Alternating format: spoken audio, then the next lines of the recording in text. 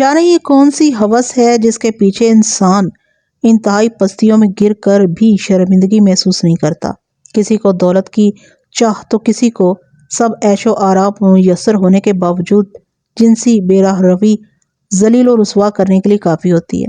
غور طلب بات یہ ہے کہ جب صبر اور اپنی حد انسان بھول جائے تو لامتناہی سفر ہمیشہ منزلوں کو گم کر دیتا ہے۔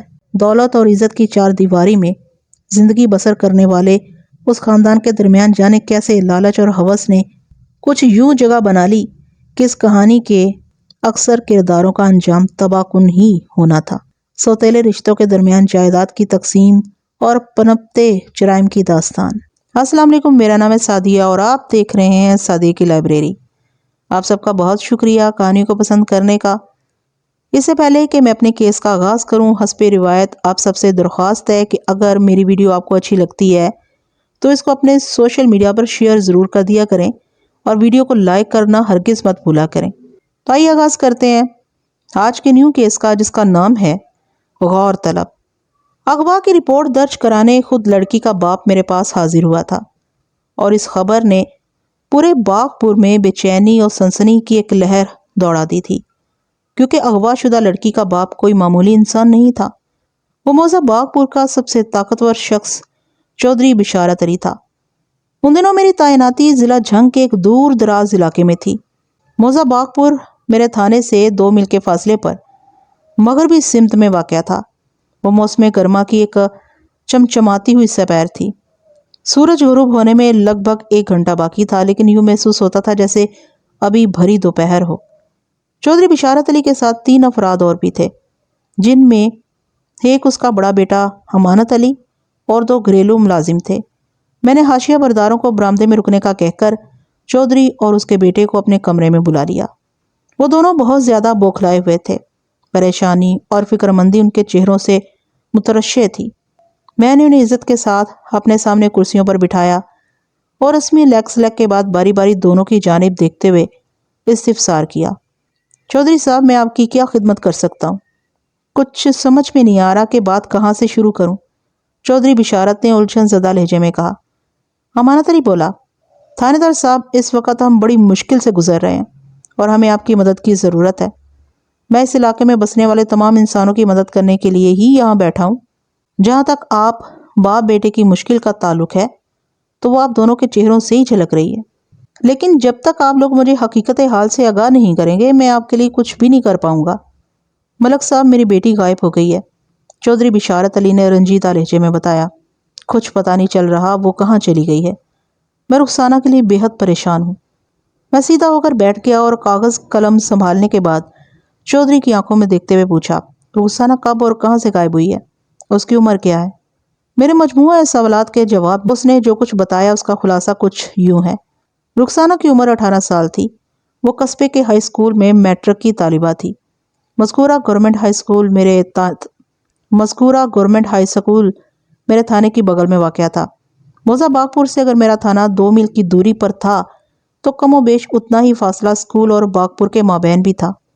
چودھری بشارت نے رخسانہ کو اسکول پہنچانے اور واپس لانے کے لیے تانگا مخصوص کر رکھا تھا، جو جیرا نامی ایک شخص چلاتا تھا۔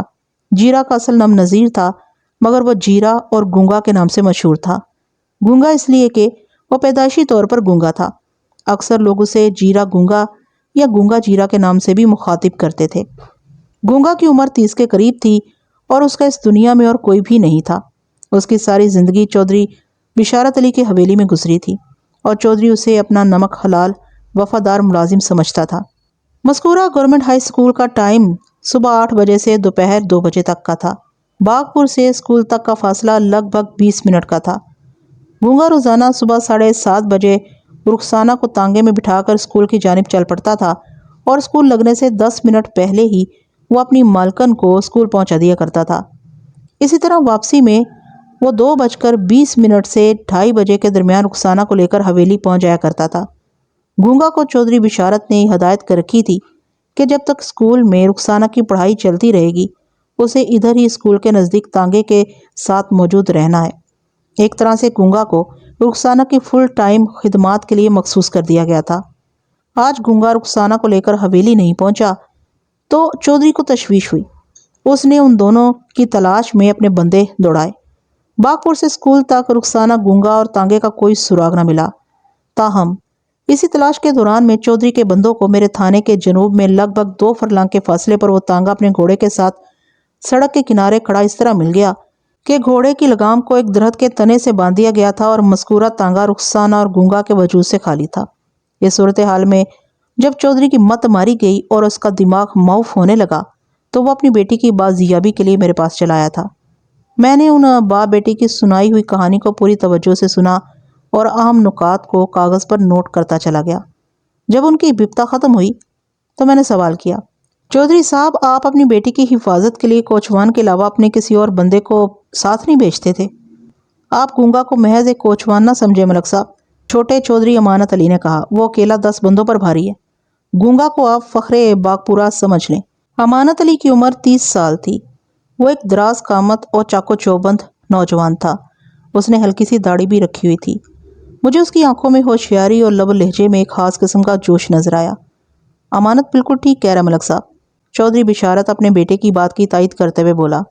گونگا 30 سال کا ہو گیا لیکن ابھی تک اس نے اکھاڑا نہیں چھوڑا۔ وہ روزانہ نہایت ہی پابندی کے ساتھ اکھاڑے میں زور کرنے جاتا ہے۔ وہ لنگوٹ کا بھی مضبوط ہے، کبھی اس کی کوئی شکایت سننے میں نہیں آئی۔ سب لوگ اس کا بڑا احترام کرتے ہیں۔ اس علاقے میں جب بھی شاہ زوری کے مقابلوں کا انعقاد ہوتا ہے تو دیگر چھوٹے پہلوانوں کے علاوہ باغپور سے گونگا ضرور اس دنگل میں شرکت کرتا ہے۔ آپ کو یہ سن کر حیرت ہوگی کہ آج تک کوئی بھی پہلوان گونگا کو شکست نہیں دے سکا۔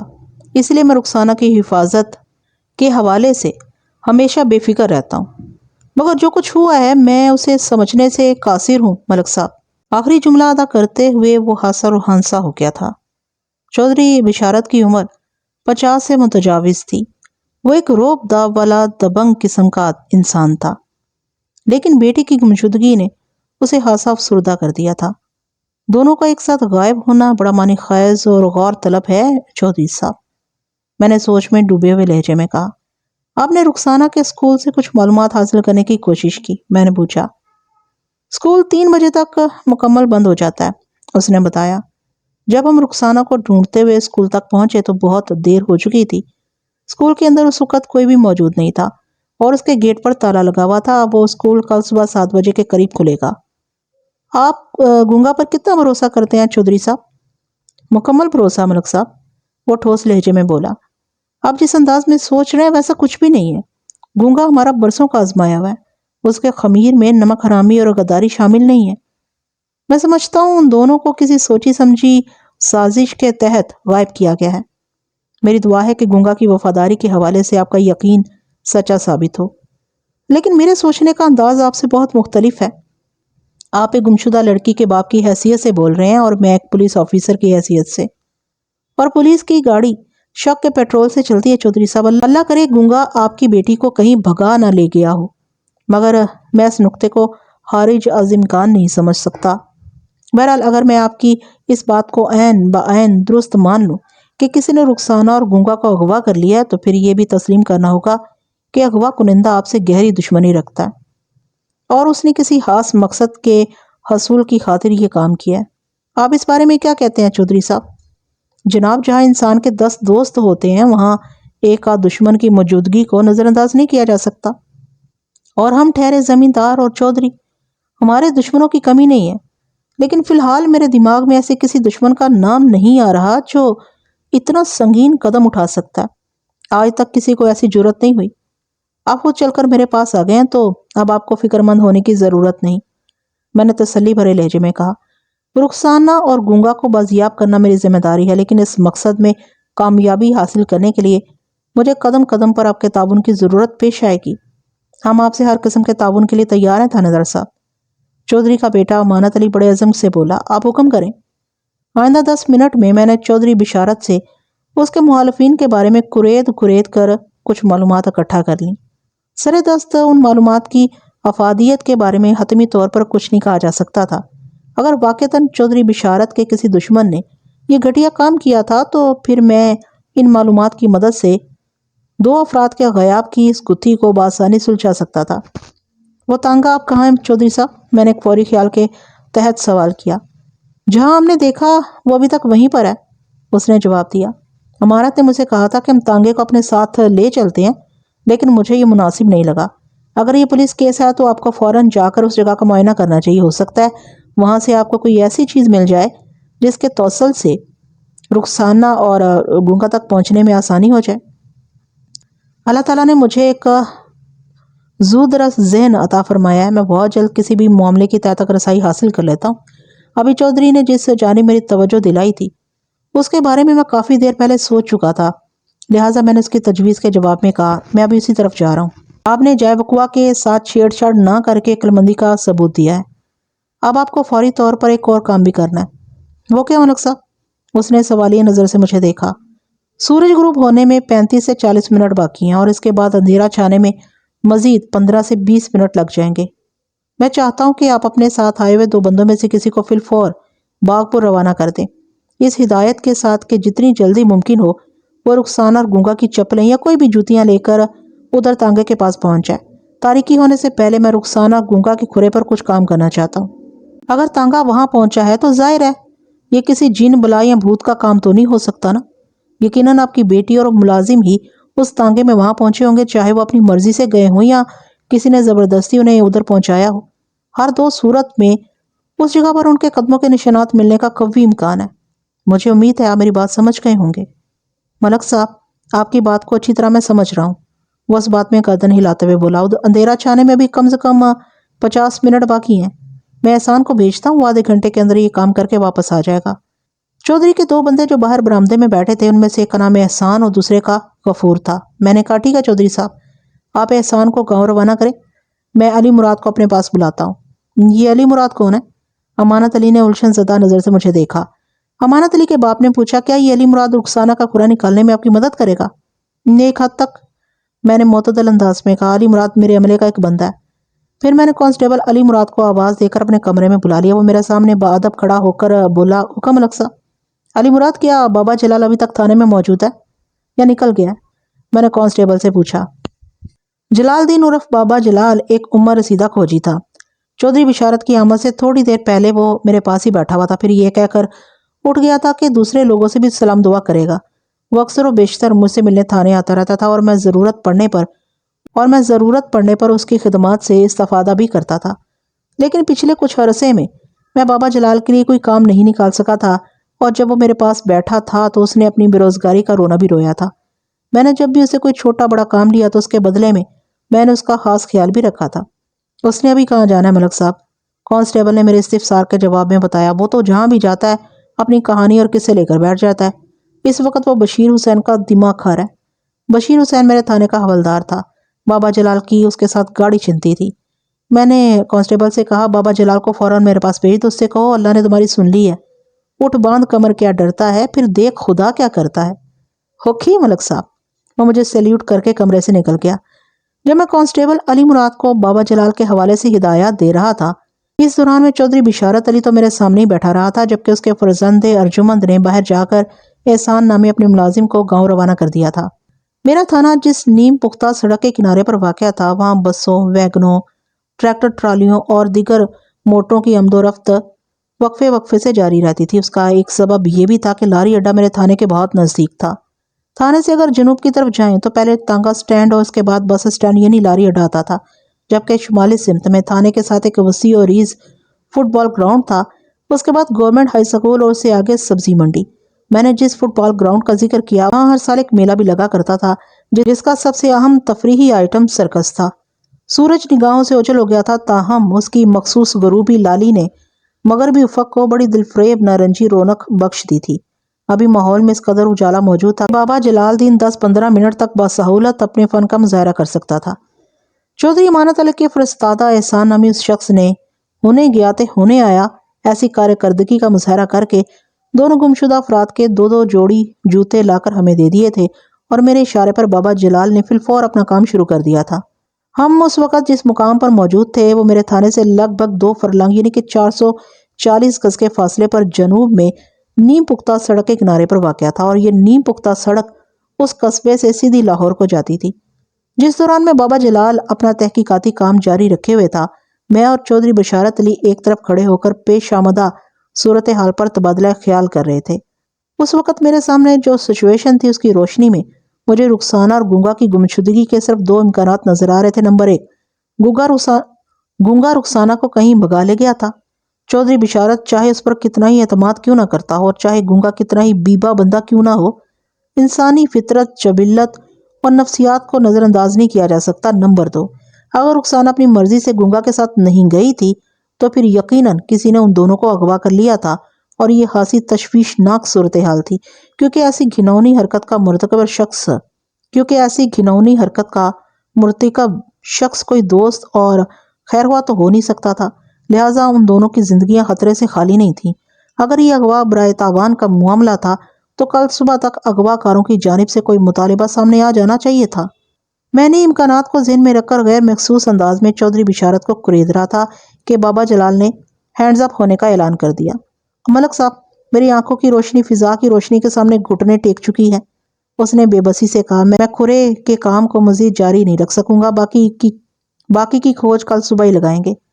چاچا، ابھی 15-20 منٹ تک تم نے جو آنکھیں جلائی ہیں اسے کچھ حاصل بھی ہوا یا نہیں؟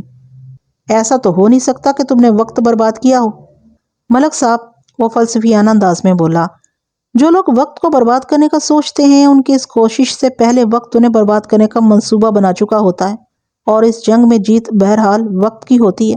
میں نے اس مختصر سے وقت میں جھک نہیں ماری ملک صاحب، لیکن یہ بھی طے ہے کہ میری تحقیق آپ کو بالکل پسند نہیں آئے گی، کیونکہ یہاں پر مجھے کافی گڑبڑ محسوس ہو رہی ہے۔ کیسی گڑبڑ چاچا جلال؟ میں نے الجھن زدہ انداز میں استفسار کیا۔ تو میری پسند اور ناپسند کا معاملہ مجھ پر چھوڑ دو، صرف وہ بتاؤ جو تمہاری پیشہ ورانہ مہارت نے تم تک پہنچایا ہے، باقی سب میں خود دیکھ لوں گا۔ اس وقت چودھری بشارت علی، اس کا صاحبزادہ بھی میرے نزدیک موجود تھے۔ وہ دونوں بھی بابا جلال کو تعجب خیز نظروں سے گھور رہے تھے۔ دیکھیں ملک صاحب، بابا جلال مجھ سے مخاطب ہوتے ہوئے بولا، اگر آپ اور چودھری صاحب یہ سمجھ رہے ہیں کہ رخسانہ اور گونگا اس تانگے میں بیٹھ کر یہاں آئے تھے اور تانگے کو ادھر چھوڑ کر کہیں چلے گئے ہیں، تو ایسا کچھ بھی نہیں ہے۔ تو پھر کیسا ہے؟ کھوجی کی بات مکمل ہونے سے پہلے ہی چودھری بشارت نے سوال داغ دیا، یہ تانگا یہاں کیسے پہنچا اور کس نے پہنچایا؟ بابا جلال رخسانہ اور گونگا کے جوتوں کو ہماری آنکھوں کے سامنے لہراتے ہوئے گمبھیر انداز میں بتانے لگا۔ ان دونوں کے پاؤں کے سائز اور ساخت کا کوئی کھرا مجھے تانگے کے آس پاس یا سڑک پر کہیں دکھائی نہیں دیا۔ میں اپنے تجربے کی روشنی میں بڑے وثوق سے کہہ سکتا ہوں کہ وہ دونوں ادھر آئے ہی نہیں، اور اگر آئے ہیں تو پھر انہوں نے زمین پر کہیں بھی قدم نہیں رکھا۔ یہ کیسے ممکن ہے کہ کوئی تانگے کو یہاں لا کر درخت سے باندھ کر چلا جائے اور اس زمین پر اس کے پاؤں کے نشانات ثبت نہ ہوں؟ چودھری بشارت نے حیرت بھرے لہجے میں کھوجی بابا جلال دین سے پوچھا۔ چودھری صاحب، میں نے ان دو افراد کے یہاں نہ آنے کی بات کی ہے۔ بابا جلال اپنے ہاتھ میں پکڑے ہوئے جوتوں کی طرف اشارہ کرتے ہوئے بولا، ظاہر ہے یہ تانگا کوئی انسان ہی لے کر یہاں آیا ہے، اور میں سمجھتا ہوں وہ جو کوئی بھی ہے تنہا ہی اس تانگے پر سوار ہو کر یہاں پہنچا تھا، اور اس کے پاؤں غیر معمولی بڑے ہیں، یعنی وہ 10 نمبر یا اس سے بھی زیادہ کا جوتا پہنتا ہے۔ اس کا مطلب یہ ہوا کہ تم نے اس نامعلوم شخص کی واپسی کا کھرا پکڑ لیا ہے؟ میں نے بابا جلال کی طرف دیکھتے ہوئے سنسنی خیز انداز میں پوچھا۔ اس لیے تم نیم پختہ سڑک کے ساتھ شمال کی طرف گئے تھے، ہے نا؟ آپ کا اندازہ بالکل درست ہے ملک صاحب، بابا جلال تائیدی انداز میں گردن ہلاتے ہوئے بولا۔ وہ ہاتھ پاؤں کا مضبوط اور قد کاٹ والا بندہ، جناب عالی۔ میری تحقیق کے مطابق وہ تانگے کو شمال سے جنوب کی سمت چلاتے ہوئے یہاں تک لایا تھا۔ اس نے تانگے سے اترنے کے بعد گھوڑے کی لگام کو درخت کے ساتھ باندھا اور نیم پختہ سڑک کو عبور کر کے دوسری طرف پہنچ گیا۔ پھر وہ شمالی سمت میں پیدل ہی چلنے لگا۔ یہ اس کی واپسی کا پیدل سفر تھا، مگر سڑک کے دوسرے کنارے پر۔ وہ کس طرف گیا ہے؟ چودھری امانت علی نے اضطراری لہجے میں سوال کیا۔ اس بارے میں پورے وثوق کے ساتھ میں آپ کو کل ہی بتا پاؤں گا، بابا جلال نے معذرت خواہانہ انداز میں کہا۔ میں نے جہاں تک اس کے واپسی کے کھرے کا تعاقب کیا ہے وہاں تک سڑک کی دونوں جانب کھیت ہیں۔ اگر وہ 50 گز آگے جا کر سڑک عبور کر کے دائیں جانب گیا ہے تو سمجھیں وہ لاری اڈا پہنچ گیا، یا پھر اس کے آگے تانگا سٹینڈ، تھانہ، فٹ بال گراؤنڈ، سکول، سبزی منڈی، کہیں بھی جا سکتا ہے۔ اگر اس نے سڑک عبور نہیں کی اور سڑک کی بائیں طرف شمال کی سمت میں چلتا رہا تو لگ بھگ 1.5 فرلانگ آگے بائیں جانب جو راستہ مڑتا ہے وہ اسے سیدھا باغپور لے جائے گا۔ بابا جلال، تم نے تو اس سڑک کی دونوں جانب لگ بھگ 2 فرلانگ کا ایکس رے نکال دیا ہے۔ میں نے توصیفی نظر سے اس کی طرف دیکھا۔ میں بڑی بے چینی سے صبح کا انتظار کروں گا۔ وہ پتھر دیکھ رہے ہیں نا آپ؟ وہ انگلی سے ایک جانب اشارہ کرتے ہوئے مستفسر ہوا۔ ہاں، میں نے اس بات میں جواب دیا۔ بابا جلال کے اشارے کے تعاقب کے نتیجے میں مجھے سڑک کی بائیں جانب 4-5 سیر وزن کا ایک پتھر پڑا نظر آیا۔ وہ مذکورہ پتھر کو زیر بحث لاتے ہوئے بولا، اس پتھر کو میں نے ایک نشانی کے طور پر وہاں رکھا ہے، کل صبح میں انشاءاللہ کھرے کا کام یہیں سے شروع کروں گا۔ مجھے امید ہے کہ میں زیادہ سے زیادہ 2 گھنٹے میں اس شخص کی منزل کا پتہ چلانے میں کامیاب ہو جاؤں گا۔ ٹھیک ہے چاچا جلال، اب تم اپنے گھر جا سکتے ہو۔ میں نے کھوجی بابا کی طرف دیکھتے ہوئے کہا، تمہیں کل صبح تھانے میں حاضری لگانے کی ضرورت نہیں، تم گھر سے سیدھا یہاں آؤ اور اپنا کام شروع کر دو۔ ٹھیک ہے نا؟ ٹھیک ہے نا، سمجھ گئے میری بات؟ جی جی چنگی طرح سمجھ گیا۔ اللہ کرے میری بات آپ کی سمجھ میں آ جائے۔ تم بے فکر ہو کر اپنے گھر جاؤ، کل جب تم اپنے کام کی تکمیل پر مجھے کوئی خوشخبری سناؤ گے تو سمجھو تمہارا انعام پکا، بلکہ ڈبل انعام۔ چودھری بشارت نے بھی ٹھہرے ہوئے لہجے میں کہا، میں اپنی بیٹی کے لیے بےحد پریشان ہوں، تم اس تک رسائی کا کوئی راستہ نکالو، میں بھی تمہیں خوش کر دوں گا۔ چودھری بشارت نے مجھ سے پوچھا، ملک صاحب کیا میں اپنا تانگا لے جا سکتا ہوں؟ میں نے بابا جلال سے استفسار کیا، چاچا کیا کل صبح تمہیں اپنے کام کو آگے بڑھانے کے لیے اس تانگے کی ضرورت محسوس ہوگی؟ نہیں جناب، وہ نفی میں گردن ہلاتے ہوئے بولا، تانگے کے پہیوں کے نشانات سڑک کے کنارے کے ساتھ ساتھ موجود ہیں، میں ضرورت پڑنے پر ان سے کام چلا لوں گا۔ چودھری صاحب اب مطمئن ہو کر گھر جائیں، آپ کی بیٹی اور گنگا پہلوان کو ڈھونڈ نکالنا میری ذمہ داری ہے۔ میں نے تھانے کی جانب واپسی کے سفر میں چودھری بشارت سے کہا، گنگا پہلوان تو اس علاقے میں کافی معروف ہے، دنگل کے پوسٹرز پر اس کی تصویر بھی شائع ہوتی ہوگی، سب لوگ اسے شکل و صورت سے جانتے اور پہچانتے ہیں، لیکن رخسانہ کی تلاش کے لیے مجھے اس کی ایک فوٹو چاہیے ہوگی، آپ سمجھ رہے ہیں نا میں کیا کہہ رہا ہوں؟ جی ملک صاحب، وہ اس بات میں گردن ہلاتے ہوئے بولا، ادھر حویلی میں رخسانہ کی بہت ساری تصویریں رکھی ہیں، میں صبح اس کی ایک واضح تصویر آپ تک پہنچا دوں گا۔ ایک بات اور چودھری صاحب، میں نے ٹھوس انداز میں سے تنبیہ کی، ہم اغوا برائے تاوان کے امکان کو یکسر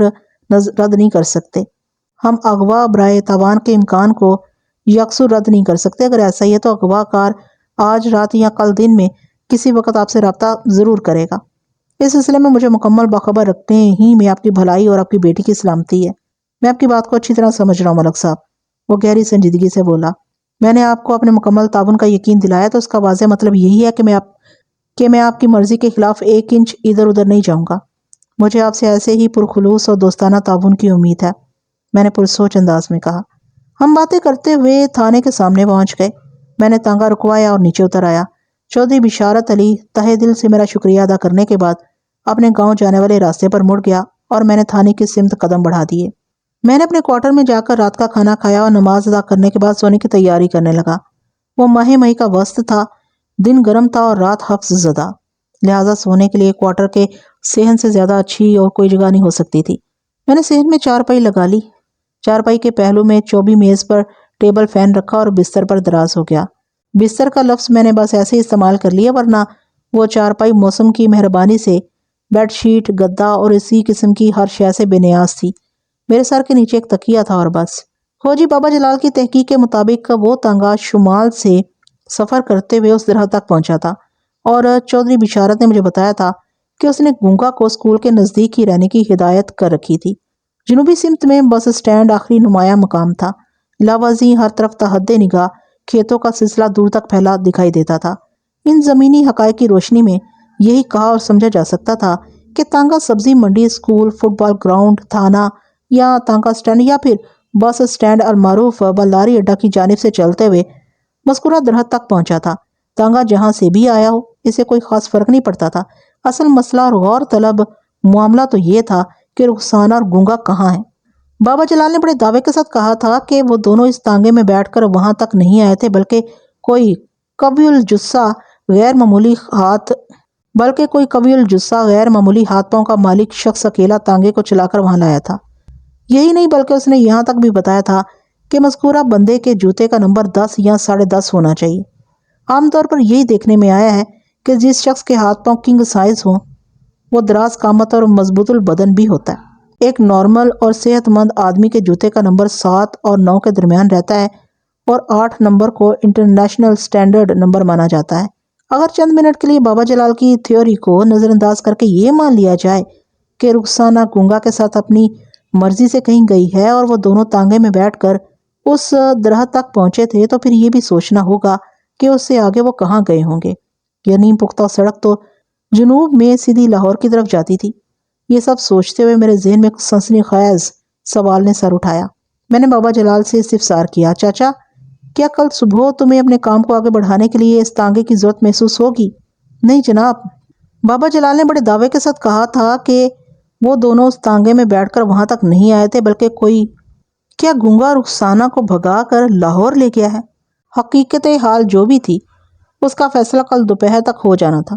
مجھے بابا جلال کی صلاحیتوں پر پورا بھروسہ تھا۔ میں نے جب بھی کسی کیس میں اس سے مدد لی، اس بڈھے بابے نے حیرت انگیز کارکردگی کا مظاہرہ کیا تھا۔ میں آئندہ روز کی مصروفیت کے بارے میں سوچتے ہوئے پتہ نہیں کب وادی نیند میں اتر گیا۔ ہر انسان کو اپنی مرضی سے سوچنے کا اختیار حاصل ہے۔ رات کی آخری پہر اچانک میری آنکھ کھل گئی تھی، اور اس غیر متوقع بیداری کا سبب یکایک شروع ہو جانے والی بارش تھی، جو دیکھتے ہی دیکھتے موسلا دھار کا اعزاز حاصل کر چکی تھی۔ یہ بتانے کی ضرورت نہیں کہ مجھے آنن فانن میں کوارٹر کے سین سے برآمدے میں ہجرت کرنا پڑی تھی۔ رات کا باقی حصہ میں نے جاگتے اور یہ سوچتے ہوئے گزار دیا، اس بارش نے بابا جلال کی محنت کو غارت کر دیا۔ اب صبح نئے سرے سے اس کام کو شروع کرنا پڑے گا۔ کھورا نکالنے والا مشن گویا ٹھپ ہو گیا۔ اگلی صبح بابا جلال بارش میں بھیگتا ہوا میرے پاس پہنچ گیا۔ میں تھوڑی دیر پہلے ہی اپنے کمرے میں آ کر بیٹھا تھا۔ اب تک بارش کا زور تو ٹوٹ چکا تھا، تاہم بوندا باندی کا سلسلہ ہنوز جاری تھا۔ میں نے اسے بیٹھنے کے لیے کہا اور پوچھا، چاچا جلال، یہ تم نے کیا حالت بنا رکھی ہے؟ تمہارے لباس کے ایک ایک حصے سے پانی ٹپک رہا ہے۔ اس عمر میں یوں شرابور ہونا ٹھیک نہیں۔ اگر بیمار پڑ گئے تو کئی دن تک بستر سے اٹھ نہیں پاؤ گے۔ اگر انسان کی قسمت ہی خراب ہو تو کوئی بھلا کیا کر سکتا ہے؟ وہ ایک ٹھنڈی آہ بھرتے ہوئے بولا، کتنے دنوں کے بعد کوئی کام ملا تھا، اس ناس پیٹی بارش نے بیڑا غرق کر دیا۔ اب میں بارش میں بھیگ کر بیمار پڑ جاؤں یا صفائے ہستی سے مٹ جاؤں، اس سے کیا فرق پڑتا ہے ملک صاحب؟ بری بات ہے چاچا۔ میں نے حفقی بھری نظر سے اس کی طرف دیکھا اور کہا، بہت ہی بری بات۔ وہ الجھن زدہ انداز میں مجھے تکتے ہوئے بولا، میں نے کیا غلط کہا ہے؟ پہلی بات تو یہ ہے کہ بارش اللہ کی رحمت ہے، لہٰذا اس کے لیے ناز پیٹی جیسے الفاظ استعمال کرنا مناسب نہیں۔ انسان کو اپنی ایسی کسی بھی کوتاہی کے لیے فوراً پروردگار سے توبہ کرنا چاہیے، بے شک وہ معاف کرنے والا ہے۔ لیکن آپ یہ بھی تو دیکھیں کہ اگر بارش نہ ہوتی تو میں آج دوپہر تک کھرے کا کام مکمل کر کے 4 پیسے کما لیتا، وہ احتجاجی انداز میں بولا۔ میں نے اس کے احتجاج کو یکسر نظر انداز کرتے ہوئے گہری سنجیدگی سے کہا، دوسری بات یہ ہے کہ کبھی بھی اپنی قسمت کو برا نہیں کہنا چاہیے۔ نصیب لکھنے والے نے کسی کے ساتھ زیادتی نہیں کی، کیونکہ وہ اپنی ہر میلوک سے بہت زیادہ محبت کرتا ہے۔ جب انسان پر کوئی مصیبت ٹوٹ پڑے تو ان کٹھن لمحات میں اسے اپنے اچھے وقت کو یاد کرنا چاہیے، جب مالک نے اس پر اپنی عنایات کی بارش کر رکھی تھی، اور اس سوچ پر جم کر کھڑے ہو جانا چاہیے کہ یہ افتاد جس نے بھی میری آزمائش کے لیے مجھ پر ڈالی ہے، وہی ذات پاک مجھے سے نجات بھی دلائے گی۔ میں اپنی لاچاری اور بے کسی کا رونا رو رہا ہوں، اور آپ مجھے کسی مولوی کی طرح صبر و برداشت کی تلقین کر رہے ہیں، وہ اکتائے ہوئے لہجے میں بولا۔ میں نے جیب ہاتھ میں سے 50 روپے کا ایک نوٹ نکالا، پھر اسے بابا جلال کی طرف بڑھاتے ہوئے کہا، میں نے کل سپہر میں تمہیں جو ٹاسک دیا تھا اس کا معاوضہ سمجھ کر رکھ لو۔ اس کیس میں اب کھرا نکالنے کی کوئی گنجائش تو نظر نہیں آ رہی، لیکن یہ میرا تم سے وعدہ ہے کہ اگر میں چودھری بشارت کی بیٹی کو بازیاب کرنے میں کامیاب ہو گیا تو تمہیں چودھری سے 100 روپے مزید دلواؤں گا۔ وہ چند لمحات تک حیرت اور بے یقینی کی کیفیت میں مجھے دیکھتا رہا۔ مجھے اس کی حیت قضائی پر ترس آیا، اور میں نے اس کی آنکھوں میں دیکھتے ہوئے کہا، چاچا، سوچی پیاتے بندہ گیا، اس سے پہلے کہ میں اپنا ارادہ بدل دوں تم یہ 50 روپے رکھ لو۔ اس نے ہاتھ بڑھا کر وہ نوٹ لے لیا۔ میں نے یہ رقم دے کر بابا جلال پر کوئی احسان نہیں کیا تھا، نہ ہی اس نے اس مقصد کے لیے میری جانب کوئی کاسا بڑھایا تھا۔ سچی بات تو یہ ہے کہ بابا جلال نے گزشتہ شام 15-20 منٹ میں اپنی پیشہ ورانہ مہارت کا استعمال کر کے مجھ تک جو کارآمد معلومات پہنچائی تھی، یہ 50 روپے اس کی محنت کا صلہ تھے۔ بابا جلال کے جانے کے بعد میں نے کانسٹیبل اسد علی کو اپنے پاس بلا لیا اور پوچھا، بارش کی کیا پوزیشن ہے؟ بس جناب، ہلکی پھلکی کنیاں چل رہی ہیں، اس نے جواب دیا۔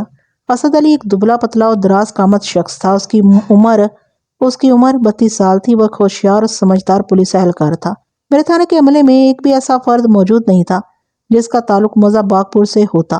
تاہم اسد علی اس گاؤں کے بارے میں سب سے زیادہ معلومات رکھنے والا شخص تھا، اسی لیے میں نے اسد کو ایک خاص فرض سونپنے کا فیصلہ کر لیا تھا۔ میں ذرا اسکول کی طرف جا رہا ہوں، تم بھی میرے ساتھ چلو گے؟ میں نے اس کی طرف دیکھتے ہوئے کہا، ٹھیک ہے ملک صاحب۔ وہ مؤدبانہ انداز میں بولا، میں آپ کے حکم کی تعمیل کے لیے تیار ہوں۔ اس وقت صبح کے 9 بج رہے تھے۔ گورنمنٹ ہائی سکول میرے تھانے سے چند گز کے فاصلے پر واقع تھا۔ سکول اور تھانے کے درمیان میں ایک کشادہ فٹ بال گراؤنڈ تھا۔ مذکورہ سکول صبح 8 بجے لگتا تھا اور 2 بجے چھٹی ہو جاتی تھی، علاوہ جمعہ کے روز چھٹی کا ٹائم 12:30 بجے کا تھا۔ اتوار کے دن سکول مکمل طور پر بند ہوتا تھا۔ آج جمعہ تھا اور نہ اتوار، لہٰذا 2 بجے سے پہلے چھٹی کا سوال ہی پیدا نہیں ہوتا تھا۔ ہم دونوں ٹہلتے اور ہلکی پھوار کا مزہ لیتے ہوئے گورنمنٹ ہائی اسکول پہنچ گئے اور سیدھا ہیڈ ماسٹر کے کمرے کا رخ کیا۔ ہم اس وقت یونیفارم میں تھے اور اسکول کا ہیڈ ماسٹر محمد فیض مجھے اچھی طرح جانتا تھا۔ آہا، ملک صاحب تشریف لائے ہیں۔ اس نے گرم جوشی سے ہمارا استقبال کیا اور ہمیں عزت سے بٹھایا۔ رسمی لیکس لیک کے بعد اس نے پوچھا، ملک صاحب آپ کے لیے ٹھنڈا منگواؤں یا گرم؟ تانگا سٹینڈ اور بس سٹینڈ پر چائے، سگریٹ، بسکٹ، شربت، کولڈ ڈرنک، پھل فروٹ اور اسی قسم کی اشیاء کی چند دکانیں موجود تھیں جہاں سے ضروریات زندگی کی اکثر چیزیں مل جایا کرتی تھیں۔ کسی تکلف کی ضرورت نہیں فیض صاحب، ابھی تھوڑی دیر پہلے ہی میں نے بھرپور ناشتہ کیا ہے۔ میں اس وقت ایک ضروری کام سے آپ کے پاس آیا ہوں، اگر آپ تعاون کریں گے تو بڑی مہربانی ہوگی۔ آپ کی مدد کر کے مجھے بے حد خوشی ہوگی ملک صاحب۔ وہ پرخلوص انداز میں بولا، آپ حکم کریں۔ وہ ضروری کام کیا ہے؟ دراصل میں ایک انکوائری کے سلسلے میں یہاں آیا ہوں۔ میں نے اس کی طرف دیکھتے ہوئے گہری سنجیدگی سے کہا، مجھے 10ویں جماعت میں پڑھنے والی ایک لڑکی کے بارے میں تھوڑی پوچھ تاچھ کرنا ہے۔ ہیڈ ماسٹر نے پوچھا، طالبہ کا نام کیا؟ رخسانہ، میں نے جواب دیا، چودھری بشارت علی کی بیٹی رخسانہ۔ اوہو، وہ ایک گہری سانس خارج کرتے ہوئے بولا، آپ رخسانہ کے بارے میں کیا جاننا چاہتے ہیں؟ آپ کو رخسانہ کے حوالے سے تازہ ترین کیا معلوم ہے؟ میں نے اس کی آنکھوں میں آنکھیں ڈال کر سوال کیا۔ یہی کہ وہ میٹرک کی طالبہ ہے۔ اس کا مطلب ہے آپ رخسانہ کے تازہ ترین حالات سے ناواقف ہیں۔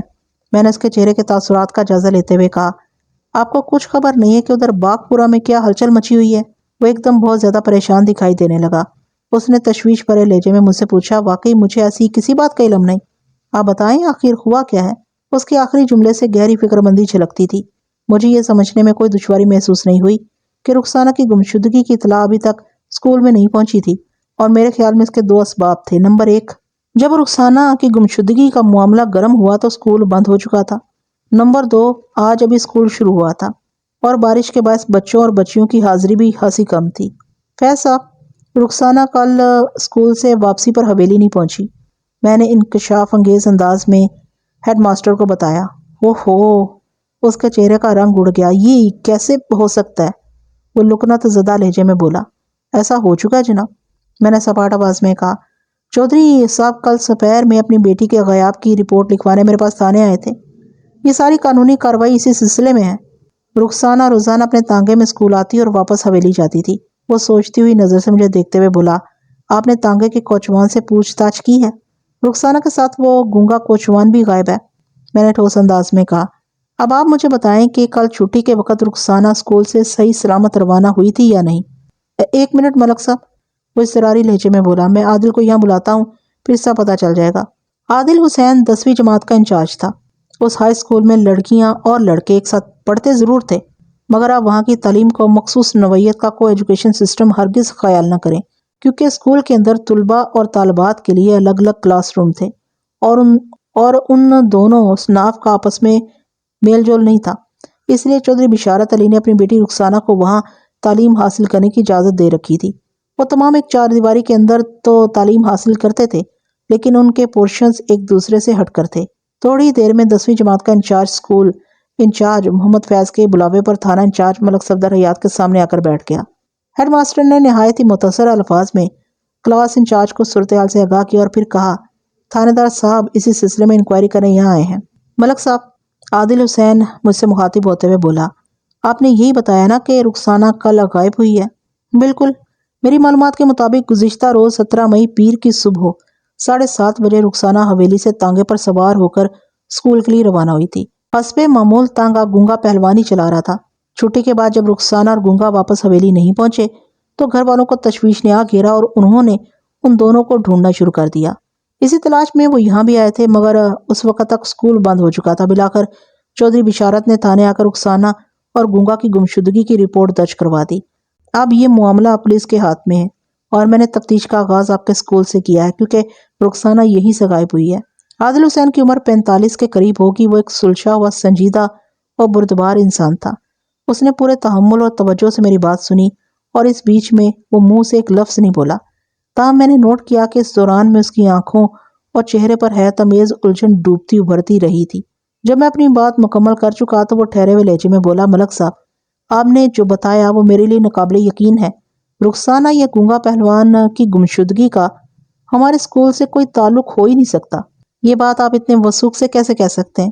میں نے قدرے سخت لہجے میں استفسار کیا۔ وہ اسی اسکول میں پڑھتی ہے بلکہ وہ آپ کی کلاس کی اسٹوڈنٹ ہے۔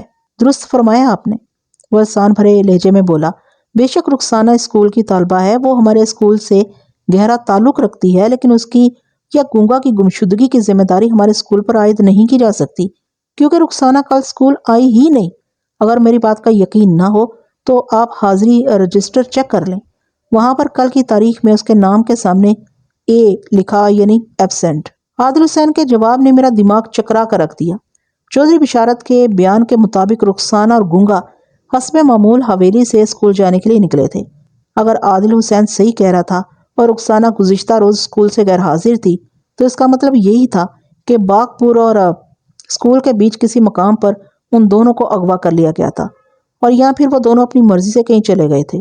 تانگے کے اسکول سے 2 فرلانگ دور اس درخت کے پاس پہنچنے کی مسٹری الگ تھی۔ ٹھیک ہے، رخسانہ کل اسکول نہیں آئی، اس لیے آپ لوگوں سے اس کی گمشدگی کے حوالے سے پوچھ تاچھ کرنا نہیں بنتا، لیکن کیا میں جان سکتا ہوں کہ اسکول کے اسٹاف میں کسی کو یہ معلوم کیوں نہیں ہے کہ وہ پر اسرار طور پر غائب ہو چکی ہے؟ میں نے باری باری ان دونوں کی طرف دیکھا۔ وہ بیک زبان ہو کر بولے، ہمیں تو ابھی آپ سے پتا چلا ملک صاحب، اور باقی اسٹاف کا بھی یہی حال ہے۔ کل دوپہر کے بعد سے پورے باغ پورا کو رخسانہ اور گونگا پہلوان کی گمشدگی کی خبر ہو گئی تھی۔ میں نے کریدنے والے انداز میں کہا کہ آج طلباء یا طالبات میں سے کسی نے ان کے غائب ہونے کا ذکر نہیں کیا؟ یہ تو آج کی سب سے زیادہ ہنگامہ خیز خبر ہے۔ آپ لوگوں کی لا علمی پر مجھے بہت حیرت ہو رہی ہے۔ اس کا بڑا ٹھوس سبب ہے ملک صاحب، ہیڈ ماسٹر محمد فیض نے گہری سنجیدگی سے کہا۔ مزہ باغپور سے صرف ایک اسٹوڈنٹ ہی ہمارے اسکول میں پڑھنے آتی ہے، اور وہ ہے چودھری بشارت علی کی بیٹی رخسانہ۔ لہٰذا ادھر باغپور میں کیا سنگین واقعہ پیش آیا، اس کی اطلاع ہم تک پہنچنے کا کوئی وسیلہ نہیں ہے۔ دوسرے بارش کی وجہ سے آج بچوں کی حاضری آدھے سے بھی کم ہے، شاید اسی لیے بھی سانحی کی خبر پوری طرح گردش میں نہیں ہے۔ ہیڈ ماسٹر محمد فیض اور کلاس انچارج عادل حسین کی فراہم کردہ معلومات نے میرے ذہن کو خاصی الجھن میں ڈال دیا تھا، اور ان حالات میں چودھری بشارت علی سے ایک تفصیلی ملاقات بہت ضروری محسوس ہو رہی تھی، اور وہ بھی فی الفور۔ میں نے ان دونوں صاحبان کا شکریہ ادا کیا اور واپسی کے لیے اٹھ کر کھڑے ہوتے ہوئے کہا، آپ کے تعاون کے لیے میں بہت ممنون ہوں۔ اگر ضرورت محسوس ہوئی تو دوبارہ ادھر آؤں گا۔ اس دوران میں اگر آپ کو کوئی اہم بات پتہ چلے تو میں امید کرتا ہوں کہ آپ لوگ فوراً مجھے بتائیں گے۔ آپ فکر نہ کریں ملک صاحب، محمد فیض نے کہا۔ رخسانہ کی تلاش کے سلسلے میں ہم سے جو بھی بن پڑا ہم ضرور کریں گے۔ میں انہیں خداحافظ کہہ کر اسکول سے باہر نکل آیا۔ اب بارش تھم چکی تھی۔ تھانے کی جانب پیش قدمی کرتے ہوئے میں نے کانسٹیبل سے کہا، اسد علی، آج کی تاریخ میں تمہیں 2 اہم کام کرنا ہے، اور وہ بھی سول ڈریس میں۔ جی ملک صاحب۔ میں تھانے پہنچتے یونیفارم اتار عوامی لباس پہن لوں گا۔ آپ حکم کریں، مجھے کون سے 2 کام کرنا ہے؟ میں نے باغپور جا کر چودھری بشارت سے ملاقات کرنے کا فیصلہ کیا ہے۔ میں نے سوچ میں ڈوبے ہوئے لہجے میں کہا، تم بھی تانگے میں میرے ساتھ جاؤ گے، لیکن میں گاؤں سے چند قدم پہلے ہی تمہیں تانگے سے اتار کر چودھری کی حویلی کی طرف بڑھ جاؤں گا۔ باغپورہ کے وسنیکوں بشمول چودھری بشارت سب پر یہی ظاہر کرنا ہے کہ میں اکیلا ہی چودھری سے ملنے آیا ہوں۔ تم نے اپنے طور پر باغپور میں گھس کر 2 چیزوں کا پتہ لگانا ہے۔ نمبر 1، کیا رخسانہ کا گاؤں کے کسی مرد کے ساتھ عشق اور محبت والا کوئی معاملہ تھا؟ نمبر 2، باغپورہ میں ایسے کتنے افراد ہوں گے جن کے جوتے کا نمبر 10 یا اس سے زیادہ ہو؟ باغپور میں لگ بھگ 200 گھر ہیں، اور محتاط اندازے کے مطابق اس گاؤں کی آبادی 700 نفوس کے قریب ہوگی۔ اگر عورتوں اور بچوں کو شمار نہ کریں تو تمہیں کم و بیش 200 افراد کے بارے میں جانکاری حاصل کرنا ہوگی۔ یہ کوئی آسان کام نہیں، کر لو گے نا؟ بات کے اختتام پر میں نے سوالیہ نظر سے اس کی طرف دیکھا تو وہ بڑے اعتماد سے بولا، اللہ کے فضل اور آپ کی دعا سے ضرور کر لوں گا، لیکن مجھے ایسا محسوس ہو رہا ہے میرے ساتھ باغپور نہیں جانے والے۔ تمہیں کس بنا پر ایسا محسوس ہو رہا ہے؟ میں نے چونکے ہوئے لہجے میں پوچھا۔ تھانے کے سامنے چودھری بشارت کا حاصل خاص تانگا کھڑا نظر آ رہا ہے ملک صاحب، کانسٹیبل نے سرسراتی ہوئی آواز میں جواب دیا۔ لگتا ہے چودھری صاحب آپ سے ملنے آئے ہیں۔ ہم باتیں کرتے ہوئے تھانے کے سامنے پہنچ چکے تھے۔ اسد علی کی بات کے جواب میں نے نگاہ اٹھا کر تھانے کی جانب دیکھا تو کانسٹیبل کا کہا بالکل درست نظر آیا۔ چلو یہ بھی اچھا ہوا۔ میں اور چودھری بشارت علی میرے کمرے میں روبرو بیٹھے ہوئے تھے، کوئی تیسرا شخص وہاں موجود نہیں تھا۔ اسد علی کو باغپور روانہ ہونے کی ہدایت دے کر میں نے چودھری کو اپنے پاس بلا لیا تھا۔ اس کی آنکھوں سے اضطرار اور چہرے سے فکر مندی جھلکتی تھی۔ رسمی لیکس لیک کے بعد اس نے بے قراری سے پوچھا، ملک صاحب میری رخسانہ کا کچھ پتہ چلا؟ جی چودھری صاحب، رخسانہ اور گونگا کی گمشدگی کے حوالے سے مجھے ایک بہت ہی اہم بات پتہ چلی ہے، لیکن پہلے آپ میرے 2 سوالات کے جواب دیں، اس کے بعد میں آپ کو صورتحال سے آگاہ کروں گا۔ کل کی طرح آج بھی چودھری کے ساتھ 2 ملازم احسان اور غفور تھانے آئے تھے، اور وہ دونوں باہر برآمدے میں بیٹھے ہوئے تھے۔ البتہ چودھری امانت علی نہیں آیا تھا۔ چودھری نے مجھے گمبھیرتا میں دیکھا تو بے چینی سے بولا، جی آپ سوال کریں، میں حاضر ہوں۔ کیا اب تک کسی نے آپ سے تاوان وغیرہ کا مطالبہ کیا؟ میں نے چودھری بشارت کی آنکھوں میں دیکھتے ہوئے پوچھا۔ بالکل نہیں جناب، رخسانہ اور گونگا کو منظر سے آؤٹ ہوئے 27 گھنٹے سے زیادہ گزر چکے ہیں۔ اگر یہ اغوا برائے تاوان کا معاملہ ہوتا تو اغوا کاروں کی جانب سے اب تک ایسا کوئی مطالبہ سامنے آ جانا چاہیے تھا۔ ملک صاحب، چودھری بشارت نے حد درجہ اضطرابی انداز میں کہا، وہ دونوں کل 2 بجے دوپہر کے بعد غائب ہوئے ہیں۔ اس حساب سے ابھی تک لگ بھگ 20 گھنٹے گزرے ہیں اور آپ… چودھری صاحب، میں اس کی بات پوری ہونے سے پہلے ہی بول پڑا، ابھی آپ صرف میرے سوالات کے جواب دیں، باقی گزرے وقت کا حساب کتاب ہم بعد میں کر لیں گے۔ جی ٹھیک ہے، وہ فرما برداری سے بولا۔ آپ دوسرا سوال پوچھیں۔ میں نے آپ سے رخسانہ اور گونگا کی تصویریں مانگی تھی۔ میں نے استفسار کیا، ان کا کیا ہوا؟ وہ تصویریں میں لے کر آیا ہوں ملک صاحب، وہ معتدل انداز میں گویا ہوا، وہ احسان کے پاس ہیں، میں ابھی آپ کی خدمت میں پیش کرتا ہوں۔ پھر وہیں بیٹھے بیٹھے اس نے بآواز بلند پکارا، اوے احسان ذرا اندر آ۔ ان لمحات میں چودھری بشارت جتنا سیدھا اور سعادت مند نظر آ رہا تھا، در حقیقت وہ ایسا تھا نہیں۔ اس کے رعب و دبدبے کی کہانیاں مجھ تک پہنچتی رہتی تھی، لیکن اس وقت وہ جس نوعیت کے حالات سے گزر رہا تھا وہ بڑے دلفگار اور ستم شوار تھے۔ جوان بیٹی کی گمشدگی کے کرب اور اذیت کو کم حقہ محسوس کرنے کے لیے بنیادی شرط انسان کا باپ ہونا ضروری ہے۔ احسان نامی ملازم ایک تھیلے کے ساتھ کمرے میں داخل ہوا۔ اس نے بڑے ادب سے مجھے سلام کیا، پھر وہ چرمی تھیلا چودھری کی جانب بڑھانے کے بعد دست بستہ کھڑا ہو گیا۔ چودھری نے مذکورہ تھیلے کے اندر ہاتھ گھمانے کے بعد کسی دنگل کا ایک پوسٹر اور رخسانہ کی 2 واضح تصاویر نکال کر میری سمت بڑھا دی۔ پھر چرمی تھیلا احسان کو تھماتے ہوئے تحکمانہ انداز میں کہا، تم باہر جا کر بیٹھو۔ احسان نے فوراً سے بیشتر چودھری کے حکم کی تعمیل کر دی۔ پوسٹر میں گونگا پہلوان کی تصویر ڈھونڈنے میں مجھے کسی دقت کا سامنا نہیں کرنا پڑا، کیونکہ اس پوسٹر میں سب سے نمایاں وہی نظر آ رہا تھا اور تصویر کے ساتھ ہی جلی حروف میں اس کا نام بھی لکھا ہوا تھا۔ وہ لنگوٹ پہنے اور گرز اٹھائے کھڑا تھا۔ اس کے بدن پر لنگوٹ کے سوا لباس نام کی کوئی اور شے موجود نہیں تھی۔ میں نے دونوں تصاویر کا بغور جائزہ لینے کے بعد انہیں اپنی میز کی دراز میں ڈالا اور چودھری کی جانب دیکھتے ہوئے سرسری انداز میں کہا، یہ تو معلوم ہو گیا کہ ان دونوں کی گمشدگی اغوا کا کیس نہیں ہے۔ آپ نے مجھے جو 2 تصاویر مہیا کی ہیں وہ رخسانہ اور گونگا کی تلاش میں کافی مددگار ثابت ہوں گی، اور وہ جو آپ نے کہا تھا کہ آپ کو رخسانہ اور گونگا کی گمشدگی کے حوالے سے ایک بہت ہی اہم بات پتہ چلی ہے، وہ پورے اضطرار لہجے میں بولا، وہ مجھے بھی تو بتائیں ملک صاحب۔ ضرور، کیوں نہیں، میں نے ٹھوس انداز میں کہا۔ میں ابھی رخسانہ کے اسکول سے ہو کر آ رہا ہوں چودھری صاحب، میں وہاں انکوائری کے لیے گیا تھا اور مجھے پتا چلا ہے کہ کل رخسانہ اسکول سے غیر حاضر تھی۔ یہ کیسے ہو سکتا ہے؟ وہ ایسے اچھلا جیسے اس نے بے دھیانی میں بجلی کے ہائی کنیکشن وائر کو چھو لیا ہو۔ ایسا ہی ہوا ہے چودھری صاحب، میں نے سمجھانے والے انداز میں کہا۔ میں نے اسکول کے ہیڈ ماسٹر اور رخسانہ کے کلاس ٹیچر سے تفصیلی ملاقات کی ہے۔ انہیں تو ابھی تک یہ بھی معلوم نہیں تھا کہ رخسانہ کہیں غائب ہو گئی ہے۔ یہ ایک اٹل حقیقت ہے کہ گزشتہ روز رخسانہ اسکول گئی ہی نہیں۔ اوہو، تو اس لیے آپ نے رخسانہ کی گمشدگی کے سلسلے میں 27 گھنٹے سے زیادہ وقت کی بات کی تھی، وہ معنی خیز نظر سے مجھے تکتے ہوئے بولا۔ اس کا مطلب تو یہ ہوا کہ وہ دونوں حویلی اور اسکول کے درمیان کسی جگہ غائب ہوئے ہیں۔ رخسانہ کو اسکول لانے لے جانے والا تانگا میرے تھانے سے 2 فرلانگ کے فاصلے پر جنوبی سمت میں سڑک کے کنارے ایک درخت کے پاس کھڑا ملا چودھری صاحب، میں نے ٹھوس انداز میں کہا۔ اس صورتحال میں یہ کہنا زیادہ مناسب ہوگا کہ وہ دونوں حویلی اور اس درخت کے بیچ کسی مقام پر گم ہوئے ہیں۔ وہ اس وقت کہاں ہوں گے؟ چودھری نے فکر مندی سے لبریز لہجے میں استفسار کیا۔ آپ کے سوال کا بالکل درست جواب دینے کے لیے مجھے پورا ایک دن یعنی 24 گھنٹے خود کو سرگرم عمل رکھنا ہوگا، میں نے صاف کوئی کا مظاہرہ کرتے ہوئے 2 ٹوک انداز میں کہا۔ سر دست میں یہ بات پورے دعوے کے ساتھ کہہ سکتا ہوں کہ اگر خدا نہ خواستہ آپ کی بیٹی کو کوئی حادثہ پیش نہیں آیا تو وہ اس وقت جہاں بھی ہے مکمل خیریت سے ہے اور وہ وہاں اپنی مرضی سے گئی ہے۔ ملک صاحب، پتہ نہیں آپ کس قسم کی خطرناک باتیں کر رہے ہیں، وہ دونوں ہاتھوں سے اپنے سر کو تھامتے ہوئے بولا۔ میری تو کچھ بھی سمجھ میں نہیں آ رہا، میرا سر درد سے پھٹ رہا ہے۔ چودھری صاحب، میں نے آپ سے جو بھی کہا ہے اس پر ٹھنڈے دل و دماغ سے غور کرنے کی ضرورت ہے، میں نے ہمدردی بھرے لہجے میں کہا۔ آپ حویلی چلے جائیں اور کل صبح تک خود کو سنبھالنے کی کوشش کریں، میری محنت ضرور رنگ لائے گی اور میں کل آپ کو کوئی اچھی خبر سناؤں گا انشاءاللہ۔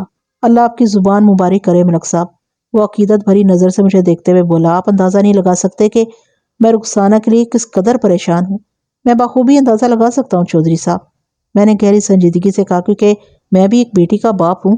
یہ جس زمانے کا واقعہ ہے تب میری صرف ایک ہی اولاد تھی، وہی بیٹی جس کا میں نے بھی تذکرہ کیا ہے۔ میری بات کے جواب میں چودھری بشارت نے کہا، بہت شکریہ ملک صاحب، اگر آپ میری رخسانہ کو بازیاب کر لیں تو میں آپ کا یہ احسان زندگی بھر یاد رکھوں گا۔ رخسانہ کی ماں کا برا حال ہے، گھر کے دوسرے لوگ بھی بے حد پریشان ہیں۔ پوری حویلی کو اداسی اور افسردگی نے اپنی لپیٹ میں لے رکھا ہے۔ میں آپ کی اور آپ کی فیملی کی ذہنی کیفیت کو اچھی طرح سمجھ رہا ہوں چودھری صاحب، میں نے تسلی بھرے لہجے میں کہا۔ اب حویلی جا کر اپنی اہلیہ اور دیگر افراد خانہ کو سنبھالیں اور رخسانہ کی تلاش والا معاملہ مجھ پر چھوڑ دیں۔ میں یہ سب اپنا فرض سمجھ کر رہا ہوں، اس میں آپ پر میرا کوئی احسان نہیں ہے۔ آپ چاہیں نہ چاہیں لیکن میں سمجھ سکتا ہوں ملک صاحب، وہ گلوگیر آواز میں بولا۔ آپ میری خاطر بہت کچھ کر رہے ہیں۔ میں نے چودھری کو جذباتی کیفیت سے نکالنے کے لیے سرسری انداز میں پوچھا، کیا اس سے پہلے بھی کبھی رخسانہ گم ہوئی ہے؟ نہیں جناب، وہ بڑی شدت سے نفی میں گردن ہلاتے ہوئے بولا۔ میری زندگی میں ایسا واقعہ پہلی بار رونما ہوا ہے۔ کیا رخسانہ کے رشتے کی کہیں بات چل رہی تھی؟ میں نے ذرا آگے کو جھکتے ہوئے رازدارانہ انداز میں سوال کیا۔ نہ جی، دور دور تک ایسی کوئی بات نہیں، وہ بڑے اعتماد سے بولا۔ نہ تو ہم نے ابھی تک اس بارے میں سوچا اور نہ ہی کہیں اور سے رخسانہ کا رشتہ آیا ہے۔ میں چاہتا ہوں وہ جی جان سے پڑھے۔ میری خواہش ہے کہ وہ ڈاکٹر بنے، آگے جو اللہ کی مرضی۔ میری خواہش ہے کہ وہ ڈاکٹر بنے، آگے جو اللہ کی مرضی۔ آپ کا ارادہ نیک اور خواہش قابل ستائش ہے چودھری صاحب، میں نے گہری سنجیدگی سے کہا۔ پھر پوچھا، کیا آپ کا کوئی عزیز رشتہ دار لاہور میں رہتا ہے؟ جی، میرا بڑا سالہ اعجاز علی لاہور میں رہتا ہے، اس نے اس بات میں جواب دیا۔ اعجاز علی لوکل گورنمنٹ میں آفیسر ہے۔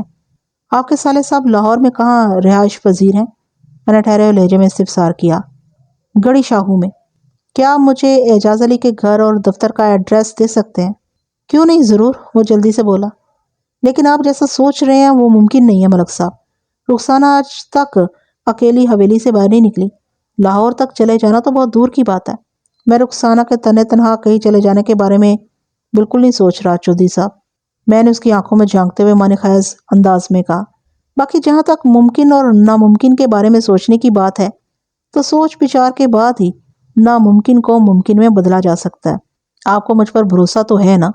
ان حالات میں مجھے صرف آپ ہی پر بھروسہ ہے ملک صاحب، وہ مضبوط لہجے میں بولا۔ میری ساری امیدیں آپ سے لگی ہوئی ہیں، تو پھر یقین رکھیں کہ میں آپ کی امید اور بھروسے کو ٹوٹنے نہیں دوں گا، میں نے ایک ایک لفظ پر زور دیتے ہوئے کہا۔ میں جیسا کہتا ہوں چپ چاپ ویسا کرتے جائیں، باقی سب مجھ پر چھوڑ دیں۔ اس نے اس بات میں گردن ہلائی، مجھے اپنے لاہوری سالے اعجاز علی کے بارے میں مکمل معلومات فراہم کی، پھر میرا شکریہ ادا کر کے رخصت ہو گیا۔ چودھری کے جانے کے بعد میں نے تانگہ سٹینڈ اور لاری اڈا جانے کا فیصلہ کیا تاکہ وہاں سے مفید معلومات اکٹھا کر سکوں، لیکن قبل اس کے کہ میں اپنے اس ارادے کو عملی جامہ پہنا تھا، بڑے خوفناک انداز میں آسمانی بجلی کڑکی، پھر بادلوں کی گھن گرج سنائی دی۔ اس کے بعد بارش کو جلال آ گیا۔ آسمان سے برشگال اتنی تیز رفتاری سے برس رہا تھا کہ چند گز دور کا منظر بھی دھندلا کر رہ گیا تھا۔ ایسے خطرناک موسم میں تھانے سے باہر قدم نکالنے کا فیصلہ کسی بھی طور مناسب اور سودمند نہیں تھا، لہٰذا میں اس معاملے میں ہینڈز اپ ہو گیا۔ دن کا باقی حصہ میں نے تھانے کے اندر ہی بیٹھ کر گزارا، کیونکہ چھاجو برستی برکھا نے بیرون خانہ زندگی کو ایک مقام پر لا کر ٹھہرا دیا تھا۔ ان لمحات میں مجھے کانسٹیبل اسد علی کی فکر ہو رہی تھی۔ میں نے اسے ایک خاص مقصد سے باغپور بھیجا تھا۔ میں نے اس کے ذمہ جو کام لگایا تھا اس کا غالب حصہ آؤٹ ڈور پر مشتمل تھا، اور اس طوفانی می نے آؤٹ ڈور کو آؤٹ آف کنٹرول کر کے رکھ دیا تھا۔ 19 مئی کی صبح روشن اور چمکدار تھی۔ رات گئے تک بارش کا سلسلہ وقفے وقفے سے جاری رہا تھا، لیکن سورج طلوع ہونے تک یہ برساتی معاملہ تھم چکا تھا، اور آج سورج بھی ایسا نکلا تھا کہ بقول کسے لگ پتا جا رہا تھا۔ میں تیار ہو کر اپنے کمرے میں پہنچا تو کانسٹیبل اسد علی میرے پاس آ گیا۔ میں نے گزشتہ روز اسد علی کو موزہ باغپور ایک خاص مشن پر بھیجا تھا۔ رات تک جب میں تھانے میں موجود رہا، اسد علی کی واپسی نہیں ہوئی تھی۔ میں نے چونک کر اس کی طرف دیکھا تو اس نے کراری آواز میں مجھے سلام کہا۔ السلام علیکم ملک صاحب۔ وعلیکم السلام، میں نے اس کے سلام کا جواب دیا۔ اس کے چہرے سے دبا دبا جوش ظاہر ہو رہا تھا۔ میں نے پوچھا، تم کب آئے؟ ابھی تھوڑی دیر پہلے ملک صاحب، اس نے میرے سامنے ایک کرسی پر بیٹھتے ہوئے بتایا۔ بارش نے کل بہت وقت ضائع کر دیا، اگر یہ رکاوٹ نہ ہوتی تو میں رات ہی کو واپس آ جاتا۔ آپ نے مجھے جو مشن سونپا تھا میں اسے ادھورا چھوڑ کر نہیں آ سکتا تھا، لہٰذا رات کو میں باغپور ہی میں رک گیا تھا۔ اس شب باشی سے کچھ حاصل بھی ہوا؟ میں نے اس کی آنکھوں میں جھانکتے ہوئے استفسار کیا۔ اس نے بڑے اعتماد سے اس بات میں گردن ہلا دی۔ میں نے پوچھا، کیا رپورٹ ہے؟ مشکل اور دقت ہی سے صحیح مگر اس نے جواب دیا، میں نے آپ کے بتائے ہوئے دونوں کام کر دیے ہیں۔ تفصیلات کیا ہیں؟ میں سیدھا ہو کر بیٹھ گیا۔ پورے باغپور میں غیر معمولی بڑے پاؤں والے صرف 2 افراد ہیں، وہ وضاحت کرتے ہوئے بولا۔ ان کے جوتے کے نمبر کو 10 کے آس پاس سمجھا جا سکتا ہے۔ ان میں ایک کا نام ستارہ عرف تارا ہے۔ تارا چودھری بشارت علی کا ملازم ہے اور ڈیرے کے معاملات کو دیکھتا ہے۔ تارا کی عمر 30 سال اور قد 6 فٹ 2 انچ ہے۔ تارا کے ساتھ ڈیرے پر ایک دوسرا بندہ منظور عرف جھورا بھی ہوتا ہے۔ جھورا کی عمر 40 سال ہے۔ وہ مختلف کاموں میں تارا کی مدد کرتا ہے۔ اس کا قد 5 فٹ 10 انچ ہے اور جوتے کا نمبر 8 ہے۔ اور بڑے پاؤں والا دوسرا شخص کون ہے؟ میں نے اس کی بات مکمل ہونے سے پہلے ہی سوال داغ دیا۔ اس بندے کا نام اویس ہے، کانسٹیبل نے بتایا۔ اویس کی عمر 22 سال، قد 5 فٹ 11 انچ اور جوتے کا نمبر تقریباً 10 ہے۔ اویس کا باپ افضل گاؤں میں کریانے کی دکان چلاتا ہے اور اس کام میں اویس اپنے باپ کا ہاتھ بٹاتا ہے۔ اویس کی ماں کا نام شہناز ہے۔ اس کی ایک چھوٹی بہن بھی ہے جس کا نام انیسا اور عمر 10 سال ہے۔ یہ تو ہو گیا ایک کام کا تفصیلی جواب، میں نے کانسٹیبل کے چہرے پر نگاہ جماتے ہوئے کہا۔ اور اب دوسرے کام کا کیا ہوا؟ میں نے جو معلومات حاصل کی ہیں ان کی روشنی میں صرف ایک ایسا نام سامنے آیا ہے جو گمشدہ رخسانہ سے محبت کرتا ہے، کانسٹیبل نے بتایا، مگر اس کی یہ محبت ون وے ٹریفک ہے۔ ایسا کچھ سننے اور دیکھنے میں نہیں آیا کہ رخسانہ بھی اس بندے میں دلچسپی رکھتی ہو۔ ایک طرفہ محبت میں مبتلا وہ بندہ ہے کون؟ میں نے سرسراتی ہوئی آواز میں استفسار کیا۔ آپ کو یہ جان کر حیرت ہوگی کہ مذکورہ شخص کا نام اویس ہے، وہ انکشاف انگیز لہجے میں بولا۔ افضل کریانہ فروش کا اکلوتا بیٹا اویس جو اس وقت باغپور میں موجود نہیں، گاؤں میں موجود نہیں، تو پھر وہ کہاں ہے؟ میں نے اضطراری لہجے میں پوچھا۔ مجھے پتہ چلا ہے کہ اویس سوموار کی صبح لاہور گیا، کانسٹیبل نے جواب دیا، اور اس کی واپسی ایک ہفتے کے بعد ہوگی۔ سوموار کی صبح یعنی 17 مئی کے دن؟ میں چونک اٹھا۔ رخسانہ بھی تو 17 مئی کی صبح ہی سے غائب ہے۔ جی ملک صاحب، زمینی حقائق تو یہی بتا رہے ہیں، اسد علی نے کہا، اور ہم اسے محض اتفاق نہیں سمجھ سکتے۔ تم بالکل ٹھیک کہہ رہے ہو اسد، میں نے تائیدی انداز میں کہا۔ اویس رخسانہ سے محبت کرتا ہے، بظاہر یہ خفیہ اور یک طرفہ محبت ہے، لیکن عین ممکن ہے کہ سچائی اس کے برعکس ہو۔ میرا مطلب ہے ہو سکتا ہے رخسانہ بھی اپنے دل میں اویس کی چاہت رکھتی ہو، لیکن اس نے اپنے معاملات عشق کو گاؤں والوں کی نگاہ سے یکسر چھپا کر رکھا ہو۔ ایسا ہو سکتا ہے نا؟ بالکل ہو سکتا ہے ملک صاحب، وہ اس بات میں گردن ہلاتے ہوئے بولا۔ عشق اور محبت کے معاملات کے حوالے سے حتمی طور پر کچھ نہیں کہا جا سکتا، کسی وقت کچھ بھی ہو سکتا ہے۔ اگر رخسانہ بھی اویس کی محبت میں مبتلا ہے تو پھر ان کے ایک ساتھ کہیں چلے جانے کے بارے میں سوچا جا سکتا ہے، میں نے گمبھیر انداز میں کہا۔ وہ تانگا جہاں درخت کے ساتھ بندھا ملا ہے وہاں سے سڑک سیدھی لاہور کو جاتی ہے، اور تم بتا رہے ہو کہ اویس لاہور گیا ہے۔ ہمیں فوری طور پر یہ پتہ چلانا ہوگا کہ اویس لاہور میں کس جگہ گیا ہے۔ وہ میں نے سب معلوم کر لی ہے، اسد علی نے سپاٹ آواز میں کہا۔ تو بتاؤ وہ کہاں گیا ہے؟ میں نے ترنت پوچھا۔ اویس کے باپ افضل سے میری ملاقات ہوئی ہے، کانسٹیبل نے کہا۔ اس نے بتایا ہے کہ ادھر لاہور کے علاقے اچھرا میں اویس کی بڑی خالہ طاہرہ رہتی ہے۔ اویس اپنی اسی خالہ کے پاس گیا ہے۔ طاہرہ کا گھر اچھرا میں پاکستان چوک کے نزدیک یونانی دواخانہ کے پہلو میں ہے۔ یہ دواخانہ اس کے خالو صمد علی کا ہے۔ میں سمجھتا ہوں لاہور میں اویس تک رسائی حاصل کرنے میں ہمیں دشواری پیش نہیں آئے گی۔ اس کا خالو صمد علی ایک یونانی طبیب ہے، پورا اچھرا اسے جانتا ہوگا۔ تم بالکل منطقی انداز میں سوچ رہے ہو اسد، میں نے پرخیال انداز میں کہا۔ ہم بآسانی اویس کو چھاپ سکتے ہیں، اگر رخسانہ بھی اویس کے ساتھ ہے تو ہم اسے بھی بازیاب کر لیں گے، بشرط یہ کہ وہ دونوں سیدھے صمد علی کے گھر ہی گئے ہوں۔ کہیں نہ کہیں سے تو شروع کرنا ہی ہوگا ملک صاحب، وہ ٹھوس لہجے میں بولا۔ ہم ہاتھ پر ہاتھ رکھے تو نہیں بیٹھ سکتے نا؟ اسد علی، اس کام کی شروعات ہو چکی ہے، میں نے پرعزم لہجے میں کہا، بس اس میں تیزی بھرنے کی ضرورت ہے۔ ہم دونوں تھوڑی دیر میں لاہور کے لیے روانہ ہو رہے ہیں۔ رخسانہ کے ساتھ ہی گنگا پہلوان بھی غائب ہوا ہے، اگر رخسانہ مل گئی تو گنگا بھی ہمارے ہتھے چڑھے گا۔ میں نے چودھری بشارت سے اس کے سالے کا ایڈریس لے لیا ہے، وہ لاہور کے علاقے گڑی شاہو میں رہتا ہے۔ رخسانہ کا یہ ماموں اعجاز علی لوکل گورنمنٹ میں کوئی آفیسر ہے۔ لاہور میں ہماری یہی 2 منزلیں ہوں گی، بات کی بات میں دیکھی جائے گی۔ اگر گمشدہ رخسانہ اچھرا یا گڑی شاہو میں نہ ملے تو پھر سوچیں گے آگے کیا کرنا ہے۔ فی الحال تم ایک کام کرو، تم بس اسٹینڈ پر جاؤ اور پتہ کرو کہ کوئی بس یا ویگن لاہور کی طرف کتنے بجے جائے گی۔ ہم دونوں اسی کے ذریعے لاہور جائیں گے۔ میں بھی معلوم کرتا ہوں۔ کانسٹیبل اسد علی کے جانے کے بعد میں نے حوالدار بشیر حسین کو اپنے پاس بلا لیا۔ بشیر حسین کی عمر کم و بیش 40 سال تھی۔ وہ ایک فرض شناس حوالدار تھا اور میرے سٹاف میں سب سے سینئر بھی۔ بشیر حسین میرے کمرے میں آیا تو میں نے اسے کہا، بشیر حسین، چودھری بشارت علی کی بیٹی رخسانہ اور ان کے پہلوان ملازم گنگا کے بارے میں مجھے کچھ اہم معلومات حاصل ہوئی ہیں۔ میں ان کی تلاش میں لاہور جا رہا ہوں۔ میری غیر موجودگی میں تم نے تھانے کے معاملات کو سنبھالنا ہے۔ آپ بے فکر ہو کر جائیں ملک صاحب، میں کوئی شکایت پیدا نہیں ہونے دوں گا۔ پھر اس نے مجھ سے پوچھا کہ آپ اکیلے ہی لاہور جائیں گے؟ نہیں، کانسٹیبل اسد علی بھی میرے ساتھ جائے گا، میں نے صاف کوئی کا مظاہرہ کرتے ہوئے کہا۔ میں نے اسے لاہور جانے والی ٹرانسپورٹ کے بارے میں معلومات حاصل کرنے کے لیے بس اسٹینڈ بھیجا ہے۔ جی ٹھیک ہے۔ ایک بات کا خاص طور پر خیال رکھنا بشیر حسین کہ ہمارا لاہور مشن ٹاپ سیکرٹ ہے، کسی کو اس کی ہوا نہیں لگنا چاہیے، میں نے رازدارانہ انداز میں کہا۔ اس دوران میں عین ممکن ہے کہ چودھری بشارت یا اس کا کوئی بندہ مجھ سے ملنے تھانے آئے۔ تم نے انہیں بڑی خوبصورتی سے ہینڈل کرنا ہے، کسی کو ہرگز یہ خبر نہیں ہونی چاہیے کہ میں لاہور گیا ہوا ہوں۔ تم حسب ضرورت کوئی بھی بہانہ کر سکتے ہو۔ یہ رازداری صرف چودھری بشارت علی اور باغپور کے وسنیکوں تک محدود ہے یا اس حوالے سے ہمارے تھانے کا عملہ بھی شامل ہے؟ حوالدار نے اہم سوال کیا۔ جہاں تک بھی ممکن ہو رازداری برتی جائے، میں نے دو ٹوک انداز میں کہا، خصوصاً چودھری اس کے ارد گرد والے تمام افراد سے۔ سمجھ گیا جناب، اس نے پورے اعتماد لہجے میں کہا۔ پھر پوچھا، آپ کی واپسی کب تک ہوگی؟ میری کوشش ہوگی آج ہی لوٹ آؤں، میں نے جواب دیا کہ جو اللہ کو منظور۔ ٹھیک ہے جناب، انشاءاللہ میں اپنی کارکردگی سے آپ کو مایوس نہیں کروں گا، حوالدار نے مضبوط لہجے میں کہا۔ میرے تھانے اور بس اسٹینڈ کے بیچ تانگا اسٹینڈ تھا، یعنی تانگے سے بس اسٹینڈ جا کر وہاں سے بس کی معلومات حاصل کر کے واپس آنے میں زیادہ 10 منٹ لگ سکتے تھے، لیکن جب اسد علی کی واپسی 1.5 گھنٹے کے بعد ہوئی تو میں اس پر برس پڑا۔ تم بس کا ٹائم معلوم کرنے گئے تھے یا لاہور تک بس کا سفر ناپنے؟ میں نے حفقی امیز لہجے میں کہا۔ تم 8 بجے گئے تھے اور اب 9:30 بج رہے ہیں، اتنی دیر کہاں اور کیوں لگی؟ اس تاخیر کے لیے میں معذرت خواہ ہوں ملک صاحب، وہ ندامت امیز لہجے میں بولا۔ میں نے بس اسٹینڈ پر پہنچتے ہی معلوم کر لیا تھا کہ لاہور جانے والی بس ٹھیک 11 بجے اسٹینڈ سے نکلے گی۔ جب تمہیں بس کی روانگی کا وقت معلوم ہو گیا تھا تو پھر تم بس اسٹینڈ پر کیا کرتے پھر رہے تھے؟ میں نے سوالیہ نظر سے اس کی طرف دیکھا۔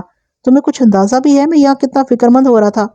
میں بے حد معذرت خواہ ہوں ملک صاحب، لیکن بس اسٹینڈ پر 2 ایسے افراد سے میری ملاقات ہو گئی کہ میں ان سے چند باتیں کرنے کے لیے وہاں رک گیا تھا۔ ایسی کون سی خاص باتیں تھیں؟ میں نے ٹٹولنے والے انداز میں پوچھا۔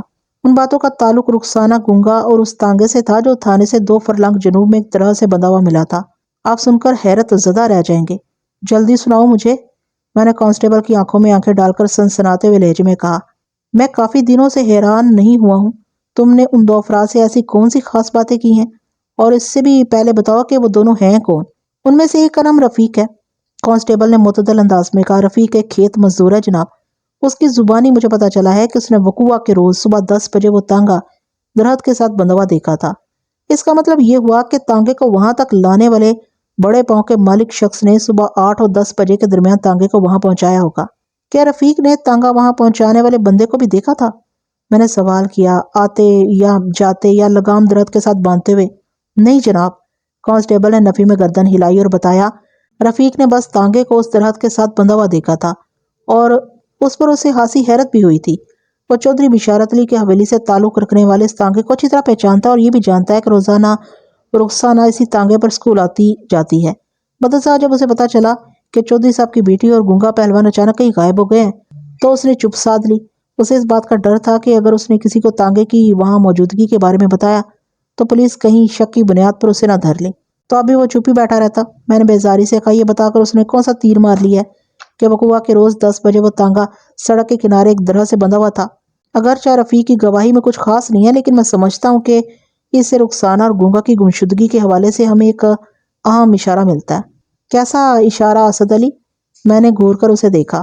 میں نے معلوم کیا ہے کہ اس بس اسٹینڈ سے دن میں صرف 2 بسیں لاہور کی طرف جاتی ہیں، وہ وضاحت کرتے ہوئے بولا، ایک صبح 9 بجے اور دوسری دوپہر 11 بجے۔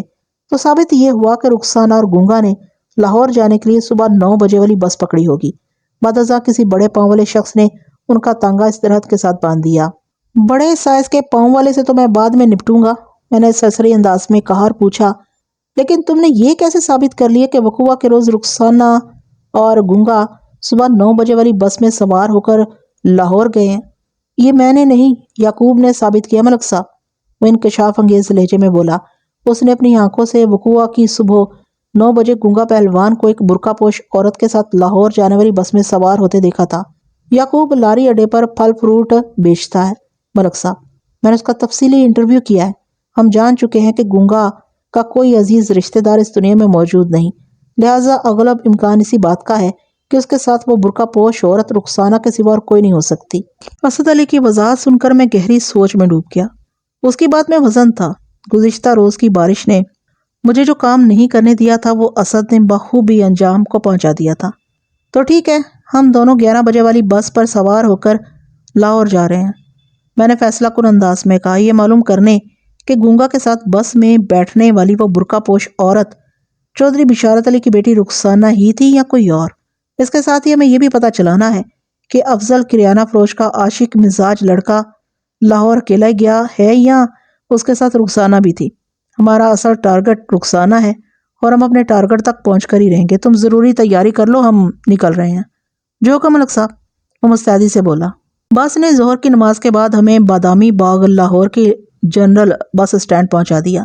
بادامی باغ سے گڑی شاہو کا علاقہ اچھرا کی بنسبت کافی نزدیک تھا، لہذا میں نے اپنی تفتیش کا آغاز گڑی شاہو سے کرنے کا فیصلہ کیا اور کوئی بھی عملی قدم اٹھانے سے پہلے متعلقہ تھانے جا کر اپنی حاضری لگائی اور مذکورہ تھانے کو اپنی لاہور آمد کی غرض و غایت سے آگاہ کیا۔ اس کے بعد میں نے چودھری بشارت علی کے سالے اعجاز علی کی رہائش گاہ کا رخ کیا۔ ملک صاحب، ابھی دفتری اوقات ختم نہیں ہوئے ہیں، اسد علی نے مجھ سے کہا۔ اگر ہم اعجاز علی کے آفس جا کر اس سے پوچھ تاچھ کرتے تو زیادہ مناسب نہیں تھا؟ میں قدرے مختلف انداز میں سوچتا ہوں، میں نے گہری سنجیدگی سے کہا کر، یہ بات درست ہے کہ رخسانہ گونگا یا اویس کے ساتھ یا پھر اکیلی ہی اعجاز علی کے پاس آئی ہے تو اس وقت اسے گڑی شاہو والے گھر پر ہونا چاہیے۔ ہم اعجاز علی کے دفتر جا کر اسے سوال و جواب کرنے کی بجائے اگر اس کے گھر پر چھاپا مارے تو رخسانہ سے ملاقات کے زیادہ امکانات ہیں۔ یہ تو آپ بالکل درست کہہ رہے ہیں ملک صاحب، وہ پرسوچ انداز میں بولا، لیکن ایک مسئلہ ہے۔ کیسا مسئلہ؟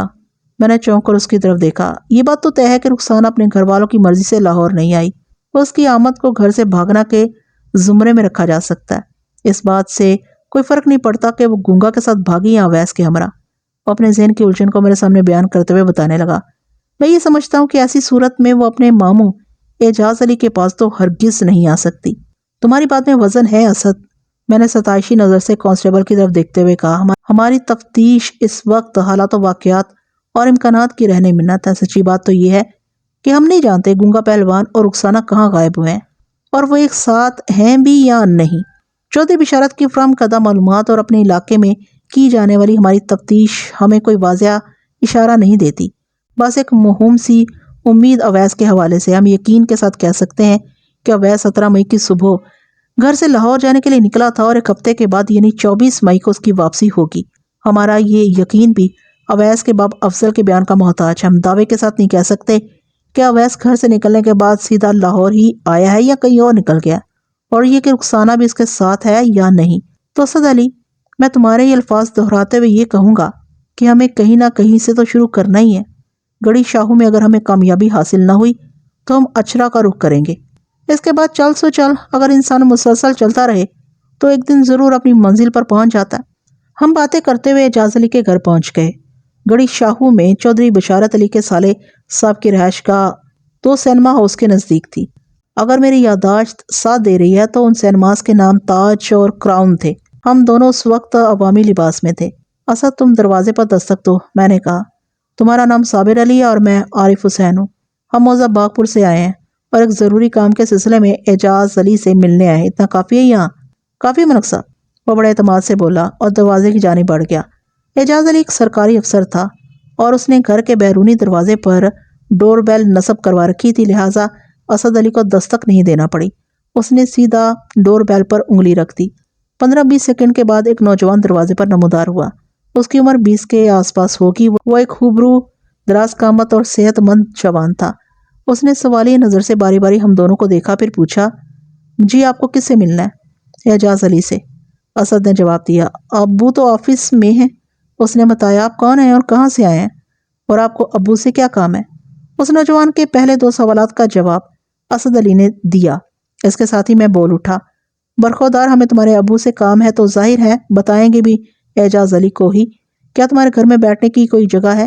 ہم اعجاز علی کا انتظار کر لیں گے۔ علی، باہر کون ہے؟ اس نوجوان کے عقب میں گھر کے اندر ایک سفساریہ نسوانی آواز ابھری۔ تم کس سے باتیں کر رہے ہو؟ امی، باغپور سے 2 بندے ابو سے ملنے آئے ہیں۔ علی کے نام سے پکارے جانے والے اس نوجوان نے اپنی ماں کو بتایا۔ میں نے پہچانتا نہیں، اور یہ گھر کے اندر بیٹھ کر ابو کا انتظار کرنے کی بات کر رہے ہیں۔ انہوں نے اپنے نام عارف حسین اور صابر علی بتائے ہیں۔ بہن، میں نے کھنکار کر گلا صاف کرنے کے بعد آواز بلند کہا، وہاں باغپور میں چودھری بشارت علی ایک مشکل میں پھنس گئے ہیں، انہیں کا مسئلہ حل کرنے کے لیے ہم یہاں آئے ہیں۔ جب تک اعجاز علی آفس سے آتے ہم آپ سے بات کر لیتے ہیں۔ میری بات کے جواب میں گھر کے اندر لمحاتی سکوت طاری ہو گیا۔ پھر مسز اعجاز علی نے اپنے بیٹے سے کہا، علی دونوں مہمانوں کو بیٹھک میں بٹھاؤ، میں 10 منٹ میں آتی ہوں۔ اپنی ماں کے احکامات کی تعمیل میں علی نامی اس نوجوان نے ہمیں بصد احترام اپنی بیٹھک میں بٹھا دیا۔ وہ ایک آراستہ پیراستہ شاندار ڈرائنگ روم تھا۔ بدضا معلوم ہوا اس نوجوان کا پورا نام علی رضا تھا اور وہ ایک مقامی کالج میں FSC کر رہا تھا۔ مستقبل میں اس کا ارادہ انجینئر بننے کا تھا۔ چند منٹ بعد ایک باپردہ خاتون ٹرے اٹھائے بیٹھک میں داخل ہوئی۔ اس نے دوپٹے کو اس طرح پہن رکھا تھا کہ صرف اس کے دونوں ہاتھ اور چہرہ کھلا ہوا تھا۔ ٹرے کے اندر شربت سے بھرا ہوا ایک جگ اور 2 گلاس رکھے ہوئے تھے۔ اس خاتون نے مذکورہ ٹرے کو میز پر رکھا، پھر ہمارے سامنے صوفے پر بیٹھتے ہوئے اپنے بیٹے سے کہا، علی مہمانوں کو شربت پیش کرو۔ علی نے ایک بار پھر اپنی ماں کے حکم کی تعمیل کر دی۔ میں اور اسد ٹھنڈے شربت سے بھرے ہوئے گلاس اٹھا چکے تو اس نے تشویش بھرے لہجے میں استفسار کیا، بشارت بھائی کس مشکل میں پھنس گئے ہیں؟ میں نے مورچہ سنبھال لیا۔ اس دوران میں نے ذہن بنا لیا تھا کہ اعجاز علی کی آمد سے پہلے میں نے کس طرح اس کی بیوی کے ساتھ نفسیاتی کھیل کھیلنا، لہٰذا میں نے نہایت ہی ٹھہرے ہوئے لہجے میں کہا، چودھری صاحب کی پریشانی کا تعلق رخسانہ سے ہے۔ اگر آپ رخسانہ کو یہاں بلا لیں تو زیادہ آسانی سے بات ہو پائے گی۔ بات چیت کے دوران میں مسلسل مسز اعجاز کے چہرے کے تاثرات کا جائزہ بھی لے رہا تھا۔ رخسانہ کے ذکر پر اس کی آنکھوں میں ایک عجیب سی بے چینی پیدا ہوئی تھی۔ وہ مجھے الجھن کا شکار دکھائی دی، تاہم جلد ہی اس نے اپنی اس کیفیت پر قابو پا لیا اور بیٹے سے کہا، علی جاؤ اندر سے رخسانہ کو لے آؤ۔ علی رضا اپنی ماں کا حکم بجا لانے کی غرض سے بیٹھک سے نکل گیا تو میں نے معتدل انداز میں کہا، آپ کو فکر مند ہونے کی ضرورت نہیں، رخسانہ جب یہاں آئے گی تو سارے مسئلے حل ہو جائیں گے۔ میں فکر مند نہیں بلکہ الجھی ہوئی ہوں، وہ ٹٹولنے والی نظر سے مجھے دیکھتے ہوئے بولی، میری سمجھ میں نہیں آ رہا کہ بشارت بھائی کی کسی پریشانی سے رخسانہ کا کیا واسطہ ہو سکتا ہے۔ مسز اعجاز علی کی بات میں اتنی انرجی تھی، میرے دماغ کے کسی دور دراز حصے میں ایک سرخ بتی جل بجھ کرنے میں مصروف ہو گئی، جس کا یہی مطلب تھا کہ کوئی گڑبڑ ہے۔ کیا گڑبڑ؟ میں سر دست اسے سمجھنے سے قاصر تھا۔ اسی گفتگو کے دوران میں نے اپنی جیب سے چودھری بشارت کی فراہم کردہ اور رخسانہ کی ایک تصویر نکال لی تھی۔ ہر تعلق واسطہ روزے روشن کے مانند یہاں ہو جائے گا، میں نے معنی خیز انداز میں کہا۔ ادھر میری بات مکمل ہوئی، ادھر علی رضا ایک 11-12 سالہ لڑکی کے ساتھ بیٹھک میں داخل ہوا۔ مسز اعجاز علی نے اس لڑکی کو اشارے سے بلا کر اپنے پہلو میں بٹھا لیا، پھر مجھ سے مخاطب ہوتے ہوئے بولی، عارف صاحب رخسانہ آ گئی، اب بتائیں معاملہ کیا ہے؟ میں نے بغور اس لڑکی کا جائزہ لیا، پھر اپنے ہاتھ میں پکڑی ہوئی تصویر پر نگاہ جما کر سرسراتی ہوئی آواز میں کہا، یہ وہ رخسانہ نہیں ہے جس کی تلاش میں باغپور ضلع جنگ صدر سے چل کر یہاں آیا ہوں۔ تو پھر آپ کس رخسانہ کو ڈھونڈتے پھر رہے ہیں؟ اس نے اضطراری انداز میں استفسار کیا۔ میں نے چودھری بشارت علی کی لاپتہ بیٹی رخسانہ کی تصویر کو مسز اعجاز کے سامنے میز پر رکھتے ہوئے ٹھوس لہجے میں کہا، اسے مذکورہ تصویر پر نظر پڑتے ہی وہ چونک اٹھی۔ بے سختہ اس کے منہ سے نکلا، یہ تو بشارت بھائی کی بیٹی رخسانہ ہے۔ میں یہی سمجھی تھی کہ آپ ہماری بیٹی رخسانہ کا ذکر کر رہے ہیں۔ مجھے یہ سمجھنے میں کوئی دشواری محسوس نہیں ہوئی کہ اعجاز علی کی اس 11-12 سالہ بچی اور چودھری بشارت کی گمشدہ بیٹی کا نام ایک جیسا تھا۔ آخر معاملہ کیا جناب؟ علی رضا نے مجھ سے پوچھا، آپ میری پھوپھی صفیہ کی بیٹی رخسانہ کے بارے میں یہ کس قسم کی پوچھ تاچھ کرتے پھر رہے ہیں؟ بشارت بھائی کی بیٹی رخسانہ خیریت سے تو ہے نا؟ علی رضا کی ماں نے تشویش بھرے لہجے میں استفسار کیا۔ قبل اس کے کہ میں ان ماں بیٹے کے سوالات کے جوابات دیتا، گھر کے اندر ڈور بیل بج اٹھی۔ مسز اعجاز نے بیٹے سے کہا، علی جا کر دیکھو، مجھے لگتا ہے تمہارے ابو آ گئے ہیں۔ مسز اعجاز کو بالکل ٹھیک لگا تھا۔ چودھری بشارت علی کا بڑا سالہ اعجاز علی آفس سے واپس آ گیا تھا۔ گھر کے اندر 2 اجنبی افراد کو دیکھ کر وہ چونکا تو ضرور، لیکن میں نے آئندہ چند منٹ میں اپنا اصلی تعارف کرانے کے بعد نہایت ہی مختصر مگر جامع الفاظ میں ان چاروں کو صورتحال سے آگاہ کر دیا۔ میری فراہم کردہ اس سنگین اور فکر انگیز اطلاع کے بعد ان کی کیا حالت ہوئی ہوگی، اس کا اندازہ آپ بخوبی لگا سکتے ہیں۔ میں نے مزید آدھے گھنٹے تک اعجاز علی اس کی بیوی یاسمین سے تنہائی میں بات چیت کی، جس سے میرے علم میں صرف اتنا اضافہ ہوا، وہ لوگ چودھری بشارت کی گمشدہ بیٹی رخسانہ سے بہت محبت کرتے تھے۔ رخسانہ کبھی اکیلی ان کے گھر نہیں آئی تھی۔ چودھری بشارت اپنی بیٹی کو ڈاکٹر بنانا چاہتا تھا اور ان سالہ بہنوئی میں یہ طے ہو چکا تھا کہ میٹرک کرنے کے بعد رخسانہ لاہور کے کسی کالج میں داخلہ لے گی اور ان کے گھر میں رہائش اختیار کرے گی، اور جب تک وہ ڈاکٹر نہیں بن جاتی وہ ان کے پاس لاہور ہی میں رہے گی، اور یہ کہ وہ لوگ رخسانہ کی اس پراسرار گمشدگی کے بارے میں کچھ نہیں جانتے تھے وغیرہ۔ میں نے ان لوگوں کو اویس کے بارے میں کچھ بھی نہیں بتایا تھا، اور اس کے 2 اہم اسباب تھے۔ نمبر 1، ابھی تک ہمیں جو اطلاع ملی تھی اس کے مطابق اویس کی محبت یک طرفہ تھی، لہٰذا اویس اور رخسانہ کی محبت کا ڈھنڈورا پیٹنا ایک نامناسب اور غیر اخلاقی فعل ہوتا۔ نمبر 2، میں نے تنہائی میں اعجاز اور یاسمین سے بات چیت کے دوران میں یہ محسوس کر لیا تھا کہ وہ لوگ مستقبل میں ڈاکٹر رخسانہ اور انجینئر علی رضا کی شادی کے خواب بن رہے تھے، لہٰذا جس معاملے کا میرے پاس کوئی ٹھوس ثبوت نہیں تھا اس کا چرچا کرنا اعجاز علی اور یاسمین کے خوابوں کے شیش محل کو چکنا چور کرنے کے مترادف تھا۔ ظاہر ہے میں یہ ظلم نہیں کر سکتا تھا۔ ویگن نے ہمیں اچھرا موڑ پر اتارا اور ہم فیروز پور روڈ کو عبور کر کے دوسری جانب آ گئے۔ اس زمانے میں فیروز پور روڈ آج کل کی طرح حد درجہ مصروف سڑک نہیں ہوا کرتی تھی۔ کئی سال پہلے لاہور کی اس عام سڑک کا نام فیروز پور روڈ سے بدل کر جلال الدین رومی روڈ رکھ دیا گیا تھا، لیکن اس قانونی کارروائی نے لاہور کے باسیوں اور مختلف محکموں پر کوئی خاص اثر نہیں ڈالا۔ آج بھی ہر طرف فیروز پور روڈ ہی لکھا اور بولا جاتا ہے۔ یہ سڑک شہر لاہور کے کلب سے گزرتی ہے اور جسد شہر میں ریڑھ کی ہڈی ایسی حیثیت کی حامل ہے۔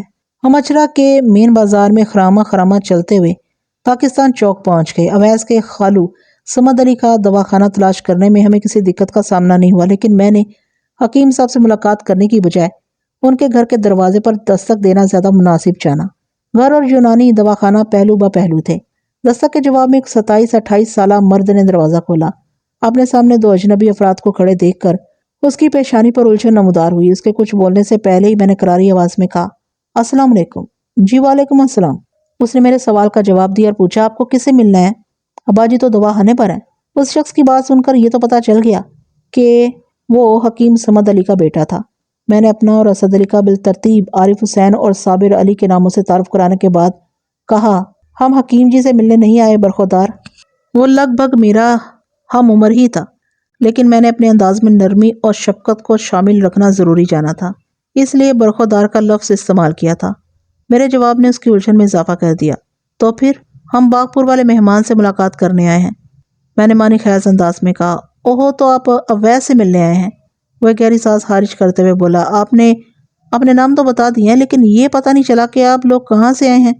میں اویس کو آپ کے بارے میں کیا بتاؤں؟ ہم باغپور ہی سے آئے ہیں۔ میں نے اس کی آنکھوں میں دیکھتے ہوئے جواب دیا، اویس کو کچھ بتانے کی ضرورت نہیں، ہم نہایت ہی حساس معاملے پر اس سے بات کرنے آئے ہیں، جو ظاہر ہے یہاں گلی میں کھڑے کھڑے مناسب نہیں ہے۔ بہتر ہے ہم گھر کے اندر بیٹھ کر گفتگو کریں، کیا یہ ممکن ہے؟ بات کے اختتام پر میں نے سوالیہ نظر سے اس کی طرف دیکھا تو وہ جلدی سے بولا، ہاں ہاں کیوں نہیں، میں آپ کے لیے بیٹھک کھولتا ہوں اور ابا جی کو بھی آپ کی آمد کے بارے میں بتاتا ہوں۔ فی الحال تم حکیم جی کو کچھ نہ بتاؤ تو اچھا ہے، انہیں اپنے مریضوں کے ساتھ مصروف رہنے دو، اگر ضرورت محسوس ہوئی تو ہم انہیں زحمت دیں گے۔ پتہ نہیں میری بات اس کے پلے پڑی کہ نہیں، بہرحال وہ اس بات میں گردن ہلاتے ہوئے گھر کے اندر غائب ہو گیا۔ ٹھیک 1 منٹ کے بعد ہم حکیم صمد علی کی بیٹھک میں براجمان ہو چکے تھے۔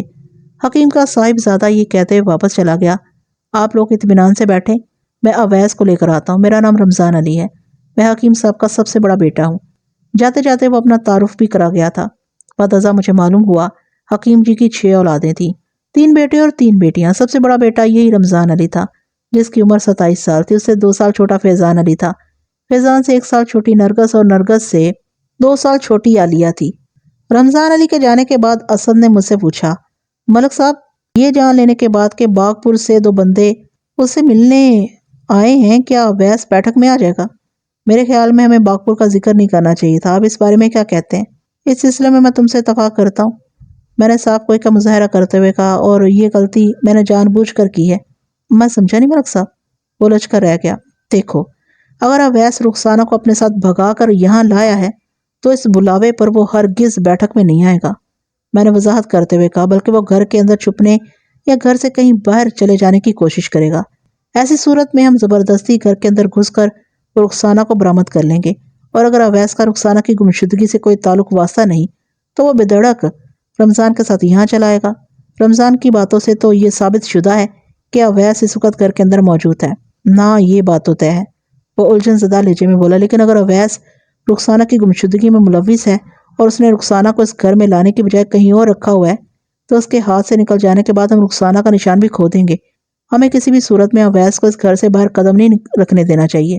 ایسا ہی ہوگا، میں نے ایک لفظ پر زور دیتے ہوئے پروسوک انداز میں کہا، اگر ہمیں ذرا سا بھی احساس ہوا کہ اویس اس گھر سے فرار ہونے کی کوشش کر رہا ہے تو ہم اس کا تعاقب کریں گے اور اسے ہر قیمت پر گرفتار کرنے کی کوشش کریں گے۔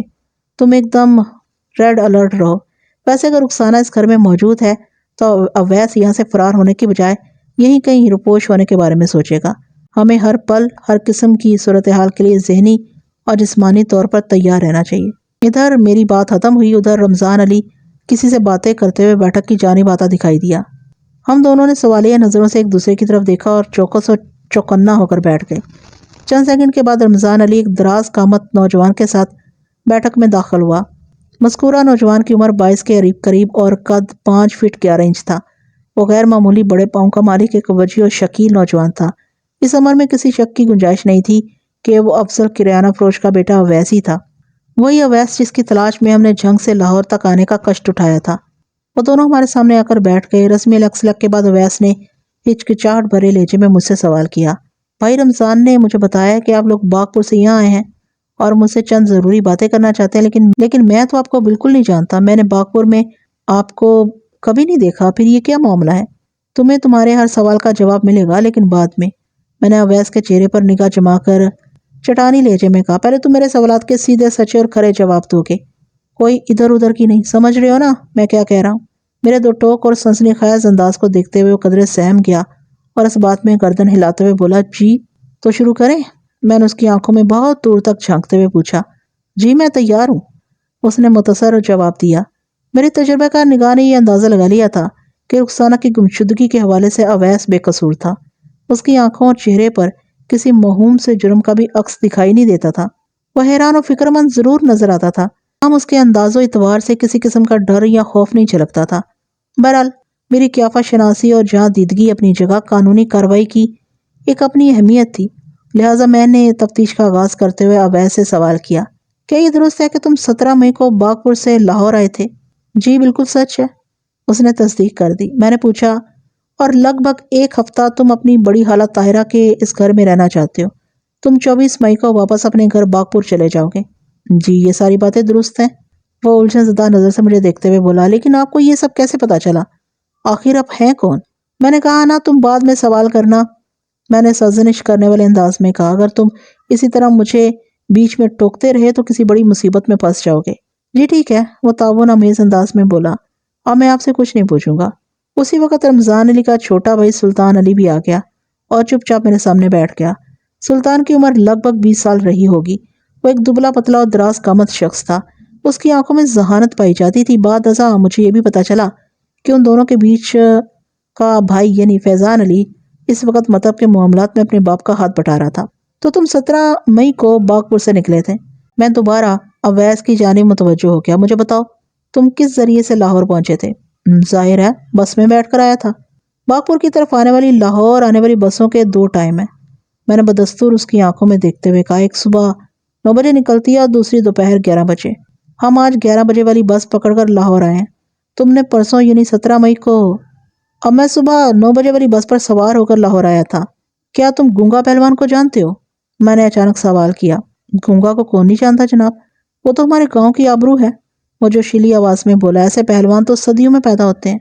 میں نے یکایک ایک عجیب سا سوال کیا، کیا تمہیں یہ اچھا لگے گا کہ تمہارے گاؤں کی آبرو مٹی میں مل جائے؟ ہرگز نہیں جناب، وہ اضطراری لہجے میں بولا۔ یہ آپ نے کیسی بات کر دی؟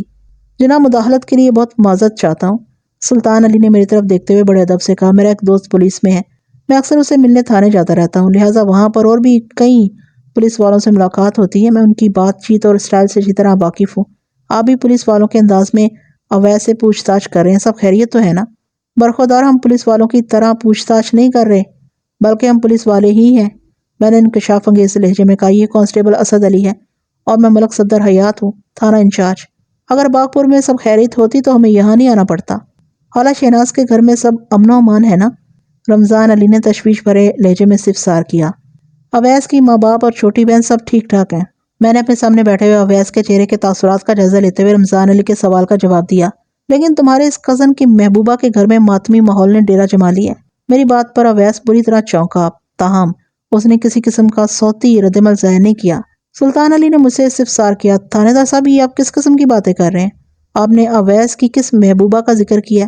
میں رخسانہ کی بات کر رہا ہوں، چودھری بشارت علی کی 18 سالہ خوبصورت بیٹی رخسانہ۔ 17 مئی کی صبح سے رخسانہ غائب ہے اور میں اسی کی تلاش میں یہاں آیا ہوں۔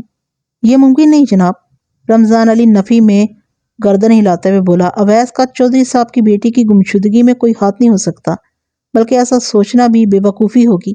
کیا اویس کا کسی لڑکی کے ساتھ پیار محبت کا کوئی معاملہ ہو؟ کیونکہ اس کی شادی تو میری بہن فریدہ سے ہونے والی ہے۔ تم منہ میں گھنگریاں ڈالے کیوں بیٹھے ہو؟ میں نے اویس کی طرف دیکھتے ہوئے ڈانٹ امیز لہجے میں کہا، اپنے ان خالازاد بھائیوں کو بتاؤ گے نہیں کہ تم چودھری بشارت کی بیٹی کو کتنا ٹوٹ کر چاہتے ہو؟ سلطان علی نے گھور کر اویس کی طرف دیکھا اور درست لہجے میں دریافت کیا، کیا تمہارا رخسانہ کے ساتھ کوئی عشق پیچ ہے؟ ایسی کوئی بات نہیں، اویس نے احتجاجی انداز میں جواب دیا۔ چودھری بشارت علی کی بیٹی رخسانہ گاؤں کی سب سے خوبصورت لڑکی ہے، ہر نوجوان اسے دیکھ کر ٹھنڈی آہیں بھرتا ہے۔ مجھے بھی وہ اچھی لگتی تھی، لیکن کبھی میری اس سے بات نہیں ہوئی۔ کسی پھول کو خوبصورت سمجھنے میں کون سی برائی ہے؟ میری یہ پسندیدگی ایک طرفہ تھی، اور وہ بھی فریدہ سے بات پکی ہونے سے بہت پہلے۔ جیسا آپ لوگ سمجھ رہے ہیں ویسا کچھ بھی نہیں ہے۔ اویس کے ایک ایک لفظ سے سچائی ٹپکتی تھی۔ مجھ تک بھی یہی اطلاع پہنچی تھی کہ رخسانہ سے اویس کی محبت کا معاملہ یک طرفہ تھا۔ رمضان علی نے منت ریز لہجے میں مجھ سے کہا، تھانے دار صاحب، ہم اویس کو بچپن سے جانتے ہیں، یہ پرسوں اکیلا ہی یہاں آیا تھا۔ میں آپ کو یقین دلاتا ہوں کہ رخسانہ کی گمشدگی میں اس کا کوئی ہاتھ نہیں۔ اگر آپ یہ سمجھ رہے ہیں کہ اویس رخسانہ کو بھگا کر یہاں لایا تو آپ ہمارے گھر کے کونے کونے کی تلاشی لے کر اپنا اطمینان کر سکتے ہیں۔ اس بات کا بہت کم امکان تھا کہ رخسانہ بھی اویس میں دلچسپی رکھتی ہوگی۔ میں نے باری باری رمضان اور سلطان کی طرف دیکھتے ہوئے معتدل انداز میں کہا، اس لیے مجھے تفتیش کی غرض سے یہاں آنا پڑا، لیکن ابھی آپ دونوں بھائیوں نے مجھے اویس اور فریدہ کے رشتے کے حوالے سے جو کچھ بتایا ہے، اس کے بعد میں بھی یہی سمجھ رہا ہوں کہ رخسانہ کی گمشدگی میں اویس کا کوئی عمل دخل نہیں، مگر یہ بھی ایک حقیقت ہے کہ چودھری بشارت علی کی بیٹی رخسانہ 17 مئی کی صبح سے لاپتہ ہے، اور مجھے یہ اطلاع ملی ہے کہ وہ 17 مئی کی صبح 9 بجے والی بس پر سوار ہو کر باغپور سے لاہور کی طرف آئی ہے۔ اویس نے بھی اسی بس میں سفر کیا تھا۔ آپ کو کسی نے بالکل غلط اطلاع دی ہے تھانے دار صاحب۔ میری بات مکمل ہونے سے پہلے ہی اویس بول اٹھا، میں نے اس بس کے تمام مسافروں کو اچھی طرح دیکھا تھا، ان میں کہیں بھی مجھے رخسانہ دکھائی نہیں دی۔ میری اطلاع کے مطابق رخسانہ نے برقع پہن رکھا تھا۔ میں نے ٹٹولنے والی نظر سے اویس کو گھورا، کیا تم نے اس بس پر سوار تمام برقع پوش عورتوں کے چہرے بھی دیکھے تھے؟ بس اسٹینڈ پر پھل بیچنے والے یعقوب نامی ایک شخص نے کانسٹیبل اسد کو بتایا تھا کہ اس نے وقوعہ کے روز گونگا پہلوان کو ایک برقع پوش عورت کے ساتھ 9 بجے لاہور جانے والی بس پر سوار ہوتے دیکھا تھا۔ اس وقت میں یعقوب کے بیان کی تصدیق کے لیے اویس سے گھما پھرا کر پوچھ رہا تھا۔ نہیں جناب، وہ نفی میں گردن ہلاتے ہوئے بولا، اس بس میں چند عورتیں بھی سوار تھی، جن میں سے بعض نے برقعے پہن رکھے تھے اور بعض نے محض دوپٹے اوڑھ رکھے تھے۔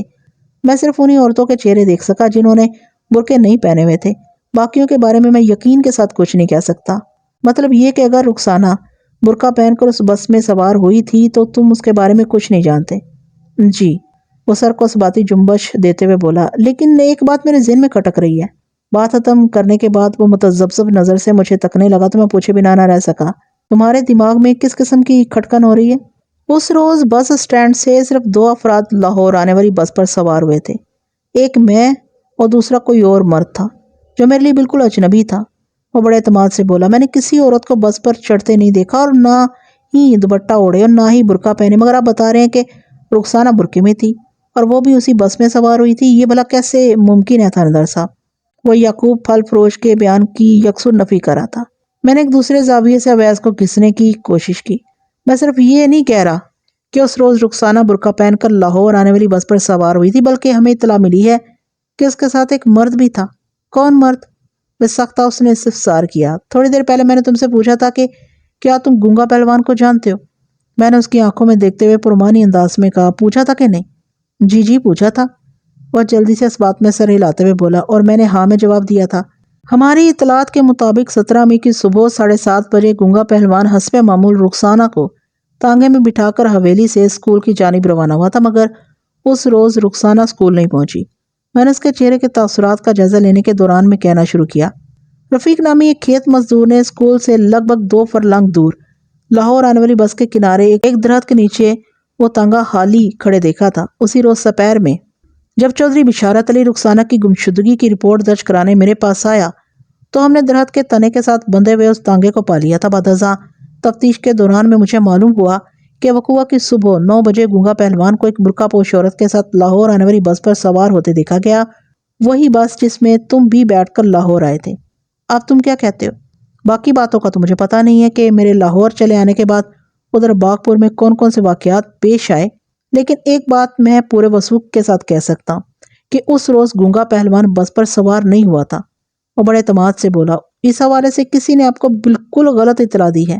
اب تک کی مغز ماری اور قدم خواری کے بعد میں اس نتیجے پر پہنچ گیا تھا کہ گونگا پہلوان اور رخسانہ یا اکیلی رخسانہ نے لاہور کا رخ کیا تھا، اور نہ ہی اویس رخسانہ کو اپنے ساتھ بھگا کر لاہور لایا تھا۔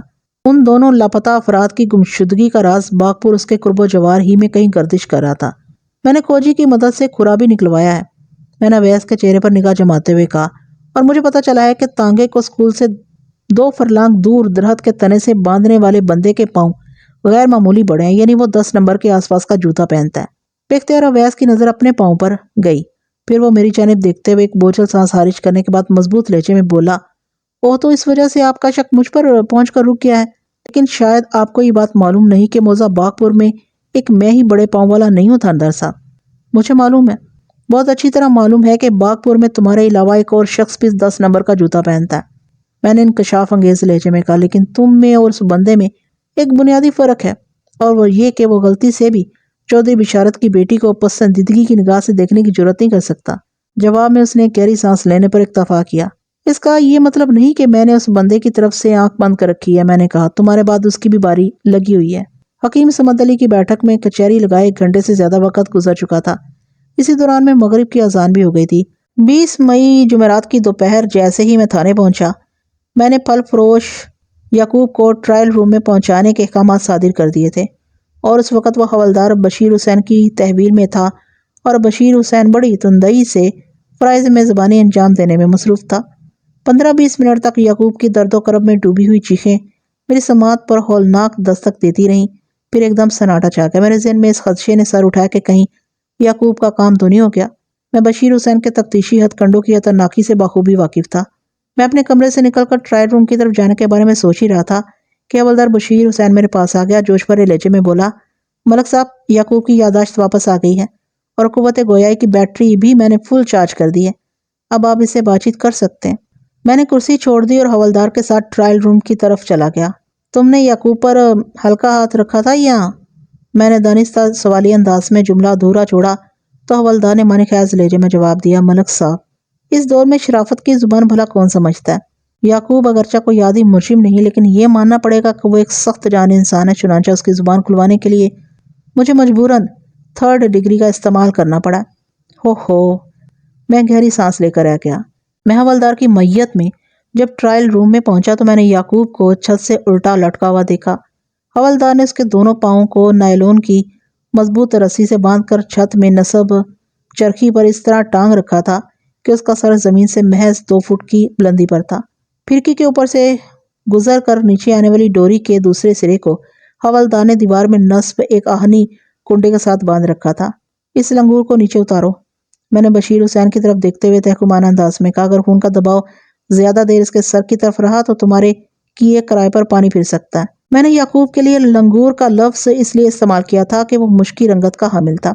اس نے گلے میں سیاہ ڈوری والا ایک تعویذ بھی پہن رکھا تھا جو الٹا لٹکنے کے سبب اس کے چہرے پر سے گزر کر اس طور جھول رہا تھا جیسے کسی مشکی گھوڑے کو لگام ڈال دی گئی ہو۔ حوالدار بشیر حسین نے دیوار گیر کنڈے کی رسی کو کھول کر دھیرے دھیرے یعقوب کو سر کے بل زمین پر اتارا اور سہارا دے کر ایک چوبی سٹول پر بٹھا دیا۔ اس کے دونوں پاؤں ہنوز نائلون کی ڈوری سے بندھے ہوئے تھے اور پورا بدن پسینہ اگل رہا تھا۔ تھانے دار صاحب، وہ دونوں ہاتھ جوڑ کر منت ریز لہجے میں مجھ سے مخاطب ہوا، تھوڑا پانی پلا دیں، تمہیں ٹھنڈا ٹھار پانی بھی ملے گا اور گرما گرم کھانا بھی، میں نے اس کی آنکھوں میں دیکھتے ہوئے کرخت لہجے میں کہا۔ حوالدار صاحب نے تمہاری ضیافت کا مکمل بندوبست کر رکھا ہے، لیکن اس خاطرداری سے پہلے تمہیں سچ بولنا ہوگا، ایک دم سچ۔ میں آپ کے سامنے 16 آنے سچ بولوں گا۔ وہ تھوک نکل کر اپنے خشک حلق کو تر کرتے ہوئے بولا، پھر سہمی ہوئی نظر سے بشیر حسین کو دیکھتے ہوئے وحشت زدہ الفاظ میں اضافہ کر دیا، میں آپ کے ہر سوال کا کھرا جواب دوں گا، لیکن آپ کو سونے رب کا واسطہ کہ مجھے دوبارہ حوالدار کے حوالے نہ کریں، یہ کسی درندے سے کم نہیں، مار مار کر میرا برکس نکال دیا ہے۔ تمہیں بالکل اندازہ نہیں کہ میں تمہارے اندر سے اور کیا کیا نکالنے کا ارادہ رکھتا ہوں۔ حوالدار نے اسے کھا جانے والی نظروں سے گھورا۔ تم نے مجھے درندہ کہا ہے تو میں تمہیں ضرور بتاؤں گا کہ درندگی کیا ہوتی ہے۔ ذرا ملک صاحب تم سے پوچھ تاچھ کر لیں، اس کے بعد میری باری ہے۔ حوالدار کے خطرناک تیور دیکھ کر یعقوب کا رنگ سیاہ ترین ہو گیا۔ میں نے اس کے چہرے اور آنکھوں میں دہشت ہلکورے لیتی دیکھی۔ اس کی حالت سے یہی ظاہر ہو رہا تھا جیسے وہ اپنے سامنے موت کو کھڑا دیکھ رہا ہو، شفاق اور سنگین موت۔ بشیر حسین، تم یہاں سے جاؤ اور کسی کانسٹیبل کے ہاتھ ایک گلاس پانی بھیج دو، میں نے سپاٹ آواز میں حوالدار سے کہا۔ جب تک میں بلاؤں نہیں تم نے ادھر کا رخ نہیں کرنا۔ حوالدار نے فرما برداری سے کہا اور ٹرائل روم سے رخصت ہو گیا۔ چند سیکنڈ میں پانی کا گلاس وہاں پہنچا دیا گیا۔ یعقوب نے کسی صدیوں کے پیاسے صحرائی مسافر کے مانند گلاس میں موجود پانی کو گھٹا گھٹ حلق سے نیچے اتارا تو اس کی سانس میں سانس آئی۔ دیکھو یعقوب، میں نے اس کی آنکھوں میں جھانکتے ہوئے سنگین لہجے میں کہا، حوالدار کا سٹائل تم نے دیکھ لیا ہے۔ اگر میں نے مزید تفتیش کے لیے تمہیں اس کے حوالے کیا تو وہ تمہارے ان بندھے ہوئے پاؤں میں رسی ڈال کر باغپور تک گھسیٹتا لے جائے گا۔ باہر بارش شروع ہو چکی ہے، اب تم خود سوچ لو 2 میل کے کچے راستے پر تمہارا یہ گھسیٹنی سفر کیسا رہے گا۔ وہ تمہاری طرف سے بڑا فروختہ ہے، وہ تمہارے ساتھ کچھ بھی کر سکتا، اس کے لیے تو یہ سب لہو لہب کی حیثیت رکھتا ہے۔ تھانے دار صاحب، وہ فریادی لہجے میں بولا، آپ کو اللہ اور رسول کا واسطہ مجھے حوالدار کے سپرد نہ کریں۔ آپ مجھ سے جو بھی پوچھیں گے میں بتانے کو تیار ہوں۔ تم نے کانسٹیبل اسد علی کو بتایا تھا کہ تم نے 17 مئی کی صبح 9 بجے ایک گونگا پہلوان کو ایک برقع پوش عورت کے ساتھ لاہور جانے والی بس پر سوار ہوتے دیکھا تھا۔ میں نے بدستور اس کی آنکھوں میں دیکھتے ہوئے ٹھوس لہجے میں کہا، میں نے کل دوپہر سے آج دوپہر تک یہاں سے لاہور تلک بڑی دوڑ دھوپ کی ہے اور تمہارے بیان کو 100% غلط پایا ہے۔ میں نے کانسٹیبل سے جھوٹ بولا تھا۔ میری بات مکمل ہونے سے پہلے ہی وہ بول پڑا، کیوں؟ میں نے کہا جانے والی نظر سے اسے گھورا۔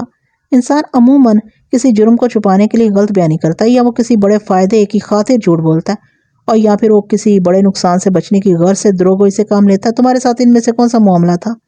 میں نے کسی کے کہنے پر وہ بیان دیا تھا، عمانی خیز انداز میں بولا۔ میں نے پوچھا، کس کے کہنے پر؟ میں اس بندے کا نام بتا دوں گا۔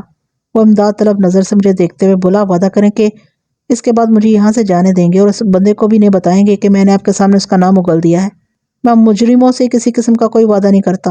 میں نے اس کی خوش فہمی کو دور کرتے ہوئے دو ٹوک انداز میں کہا، تم نے مجھے جو بھی بتانا ہے غیر مشروط ہی بتانا پڑے گا۔ ہاں البتہ اگر مجھے یقین ہو گیا کہ تم نے کوئی سنگین جرم نہیں کیا اور گونگا پہلوان اور چودھری بشارت علی کی بیٹی کی گمشدگی میں تمہارا ہاتھ نہیں، تو میں اس تعاون پر تمہارے ساتھ نرمی سے پیش آؤں گا۔ وہ چند لمحات تک سوچتی ہوئی نظر سے مجھے دیکھتا رہا، پھر فیصلہ کن لہجے میں بولا، ایسا کہنے کے لیے تارا نے مجھ سے کہا تھا اور اس نے مجھے 50 روپے بھی دیے تھے۔ بس جی، میں لالچ میں آ گیا تھا۔ اسی ستار اور افطارہ کی بات کر رہے ہو نا، جو چودھری بشارت کا خاص ملازم ہے، جھورا کے ساتھ ادھر باغ میں چودھری کے ڈیرے پر ہوتا ہے؟ میں نے تصدیق طلب انداز میں استفسار کیا۔ اس کے ہاتھ پاؤں اور قد کاٹ بالکل جنوں جیسا ہے۔ جی ہاں، اس بات میں گردن ہلاتے ہوئے بولا۔ تارا نے تم سے یہ سب کیوں کہلوایا تھا؟ یہ تو مجھے پتا نہیں جناب۔ اس نے تم سے کہا کیا تھا؟ میں نے کریدنے والے انداز میں پوچھا، مطلب یہ کہ اس کے الفاظ کیا تھے؟ تارا نے مجھ سے کہا تھا کہ اگر کوئی پولیس والا گونگا اور رخسانہ کی گمشدگی کے بارے میں پوچھ گچھ کرنے بس اسٹینڈ پر آئے تو میں نے اسے بتانا ہے کہ گونگا پہلوان ایک برقع پوش عورت کے ساتھ 17 مئی کی صبح 9 بجے لاہور جانے والی بس پر سوار ہوا تھا۔ اس نے میرے سوال کے جواب میں بتایا۔ پھر تارا نے مجھے 50 روپے دی اور کہا کہ بس جی، میں اس سے زیادہ کچھ نہیں جانتا۔ اگر مجھے پتا ہوتا کہ یہ 50 روپے لے کر میں کسی مصیبت میں پھنس جاؤں گا تو اللہ کی قسم میں یہ غلطی کبھی نہ کرتا۔ تم سے یہ غلطی سرزد ہو چکی ہے اور تم نے تارا کے خلاف زبان بھی کھول دی ہے، میں نے اسے کہا، لیکن یہ نہیں سمجھنا کہ میں آنکھیں بند کر کے تمہاری بات کا یقین کر لوں گا۔ جب تک تمہارے بیان کی تصدیق نہیں ہو جاتی تم ادھر حوالات ہی میں بند رہو گے۔ ہاں، میں وعدہ کرتا ہوں کہ اب تمہیں کوئی ایک چنڈ بھی نہیں مارے گا۔ اور ڈری سہمی نظر سے مجھے تکنے لگا۔ میں اپنے کمرے میں آ گیا اور حوالدار بشیر حسین کو بلا کر صورتحال سے آگاہ کیا۔ پھر تحکمانہ انداز میں کہا، تم کسی کانسٹیبل کو لے کر فوراً باغپور روانہ ہو جاؤ اور چودھری کے ڈیرے سے ستار اور افطارہ کو گرفتار کر کے میرے پاس لے آؤ۔ اگر وہ گرفتاری دینے میں کسی ہیل و حجت سے کام لے تو اپنی مرضی سے اس پر کسی بھی ڈگری کا استعمال کر سکتے ہو۔ سمجھ گئے ملک صاحب؟ وہ بڑے اعتماد سے بولا۔ میں اپنے ساتھ کانسٹیبل محمد یوسف کو لے کر جا رہا ہوں۔ انشاءاللہ 1 سے 1.5 گھنٹے کے اندر اندر تارا ہمارے تھانے کی حوالات میں ہوگا۔ تارا کو یعقوب والے کمرے میں نہیں رکھنا، میں نے تاکیدی انداز میں کہا۔ تارا کو کسی بھی قیمت پر یہ پتہ نہیں چلنا چاہیے کہ یعقوب ہمارے قبضے میں ہے۔ آپ فکر نہ کریں، وہ سینے پر ہاتھ رکھ کر بولا، آپ کے حکم کی تعمیل کی جائے گی۔ حوالدار کے جانے کے بعد کانسٹیبل اسد علی میرے پاس آ گیا۔ اس کیس میں اسد علی میرے ہمراہ سب سے زیادہ سرگرم عمل رہا تھا۔ میرے سامنے بیٹھنے کے بعد اس نے پوچھا، ملک صاحب، یعقوب نے جھوٹ بولنے کی کیا وجہ بتائی ہے؟ میں نے اسے سارا ماجرا کہہ سنایا۔ میں تو اس نتیجے پر پہنچا ہوں کہ یا تو تارا گونگا اور رخسانہ کی گمشدگی کا ذمہ دار ہے یا پھر وہ اچھی طرح جانتا ہے کہ وہ دونوں کہاں غائب ہیں؟ اسد علی نے گہری سنجیدگی سے کہا، میں بھی اسی ڈگر پر سوچ رہا ہوں۔ میں نے تائیدی انداز میں گردن ہلاتے ہوئے کہا، اب یہ بات سمجھ میں آ رہی ہے کہ تارا ہی نے خالی تانگے کو لاہور جانے والی سڑک کے کنارے اس درخت کے نیچے کھڑا کیا تھا اور سڑک کی دوسری جانب چلتے ہوئے وہ باغپور کی سمت بڑھ گیا تھا۔ کھوجی بابا جلال الدین کا علم سچا اور تجربہ اٹل ہے۔ وہ تو بارش نے کھرے والے مشن کا سوا ستیاناش مار دیا، ورنہ بابا جلال نے اس حقیقت کا پتہ چلا لینا تھا کہ غیر معمولی بڑے پاؤں والے اس بندے کی منزل کیا تھی۔ خیر، ایک بار تارا ہمارے ہتھے چڑھ جائے پھر دودھ کا دودھ اور پانی کا پانی الگ ہو جائے گا۔ یہ کیس میں اس معاملے کو جلد از جلد نپٹانے کا متمنی ہوں۔ ملک صاحب، میں آپ کے زیر نگی ہوں اور میری خواہش آپ سے مختلف نہیں ہے، وہ پرسوچ انداز میں بولا۔ چودھری بشارت کا پالتو سانڈ تارا ایک لئیم انسان ہے۔ اگر اس کی ٹھیک ٹھاک خاطرداری کر دی جائے تو مجھے یقین ہے وہ سب کچھ بک دے گا۔ بات کے اختتام پر اسد کا لہجہ ہنسا کڑوا بلکہ زہریلا ہو گیا تھا۔ تارا کے حوالے سے حاصل ہونے والی تازہ ترین معلومات نے اسد علی کے دماغ کا درجہ حرارت خاصا بڑھا دیا تھا۔ ہم دونوں لگ بھگ 1 گھنٹے تک بیٹھے رخسانہ گونگا پہلوان کی پراسرار گمشدگی کے بارے میں گفتگو کرتے رہے۔ عصر کی اذان کے وقت حوالدار بشیر حسین کی واپسی ہوئی اور یہ واپسی خالی ہاتھ تھی۔ میرے استفسار پر اس نے بتایا، ملک صاحب، آج صبح چودھری صاحب نے تارا کو سرگودا بھیج دیا۔ وہاں چودھری بشارت کی بڑی بیٹی سلطانہ کی سسرال ہے۔ تارا ان لوگوں کو اپنے ساتھ لے کر باغپور آئے گا۔ یہ بات میرے علم میں تھی کہ 3 سال پہلے چودھری بشارت علی کی بڑی بیٹی سلطانہ کی شادی موضع حبیب نگر ضلع سرگودا کے ایک زمیندار محمود الحسن سے ہوئی تھی۔ محمود الحسن سے سلطانہ کے 2 بچے تھے۔ مجھے پتہ چلا ہے کہ وہ لوگ کل دوپہر تک باغپور پہنچ جائیں گے۔ بشیر حسین نے جواب دیا، کل کا انتظار کرنے کے سوا اب ہمارے پاس اور کوئی چارہ کار نہیں ہے۔ اسد علی نے متاسفانہ انداز میں کہا، کل کی دوپہر آنے میں ابھی 20 گھنٹے باقی ہیں۔ میں نے سوچ میں ڈوبے ہوئے لہجے میں کہا، اور میں 20 گھنٹے کے انتظار کا بھی روادار نہیں ہوں۔ میں سمجھا نہیں ملک صاحب۔ حوالدار نے سچابی نظر سے میری طرف دیکھا اور کہا، آخر آپ نے ایسا کیا سوچ لیا ہے؟ اگر آپ کے ذہن میں کوئی انقلاب آفری منصوبہ ہے تو ہمیں بھی بتائیں۔ اسد علی نے معتدل انداز میں کہا، ہم آپ کے ہر حکم پر سر دھڑ کی بازی لگانے کو تیار ہیں ملک صاحب۔ تم اور حوالدار بشیر حسین ابھی اور اسی وقت سرگودا روانہ ہو جاؤ۔ میں نے حتمی انداز میں کہا، کل کا سورج طلوع ہونے سے پہلے میں تارا کو حوالات میں دیکھنا چاہتا ہوں۔ اگر پبلک ٹرانسپورٹ نہ ملے تو پرائیویٹ کار یا ویگن کا بندوبست کرو۔ اس سلسلے میں خراجات کی پرواہ نہ کی جائے۔ ہم اس مہم پر خرچ ہونے والا ایک ایک پیسہ مسعود چودھری بشارت سے وصول کریں گے۔ مجھے یقین ہے کہ اگر تارا ہمارے قابو میں آ گیا تو ہم بآسانی گونگا اور رخسانہ تک پہنچ جائیں گے۔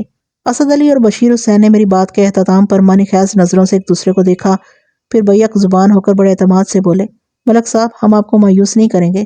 میں نے مطمئن انداز میں گردن ہلا دی۔ سیانے کیا خوب کہہ گئے ہیں، تگڑا دیکھ کر ڈرو نہیں تے ماڑا دیکھ کے لڑو نہیں۔ ستار عرف تارا کی ذات اسی محاورے کی عکاسی تھی۔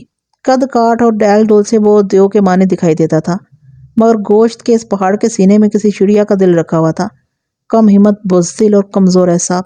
اس وقت رات کے 3 بج رہے تھے۔ تکنیکی اعتبار سے 21 مئی کی شروعات ہو چکی تھی، لیکن مذکورہ تاریخ کا سورج طلوع ہونے میں ابھی چند گھنٹے باقی تھے۔ آج ویسے بھی جمعۃ المبارک تھا۔ یہ دن میرے لیے بھی مبارک ثابت ہونے جا رہا تھا، کیونکہ تارا نے گونگا پہلوان کے قتل کا اقبال جرم کر لیا تھا۔ گونگا جانا مانا شہ زور تھا۔ میں نے تکلیف سے کراہتے ہوئے تارا سے سوال کیا، تمہارے جیسا ڈرپوک انسان گونگا کو موت کے گھاٹ اتارنے میں کیسے کامیاب ہوا؟ ستار عرف تارا کی ذات اسی محاورے کی عکاس تھی۔ قد کاٹ اور ڈیل ڈول سے وہ دیو کے معنی دکھائی دیتا تھا، گوشت کے اس پہاڑ کے سینے میں کسی چڑیا کا دل رکھا ہوا تھا، کم ہمت، بزدل اور کمزور اعصاب۔ یہی سمجھ میں آیا کہ اس کا رعب، داب اور دہشت دراصل چودھری بشارت کی پست پناہی کی وجہ سے تھی، ورنہ اس کی اوقات کسی چوہے سے زیادہ نہیں تھی۔ حوالدار بشیر حسین کے ہنر نے محض 15 منٹ میں تارا کو گھٹنے ٹیکنے پر مجبور کر دیا تھا۔ اس وقت رات کے 3 بج رہے تھے۔ تکنیکی اعتبار سے 21 مئی کی شروعات ہو چکی تھی، لیکن مذکورہ تاریخ کا سورج طلوع ہونے میں بھی چند گھنٹے باقی تھے، اور آج ویسے بھی جمعۃ المبارک تھا۔ یہ دن میرے لیے بھی مبارک ثابت ہونے جا رہا تھا، کیونکہ تارا نے گونگا پہلوان کے قتل کا اقبال جرم کر لیا تھا۔ گونگا جانا مانا ہوا شہ زور تھا۔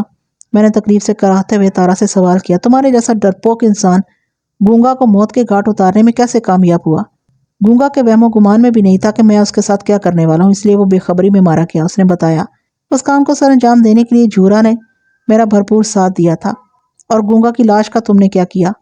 میں نے جھورا کی مدد سے گونگا کی لاش کو گھسیٹ کر ڈیرے کے نزدیک واقع ایک متروک کنویں میں پھینک دیا تھا۔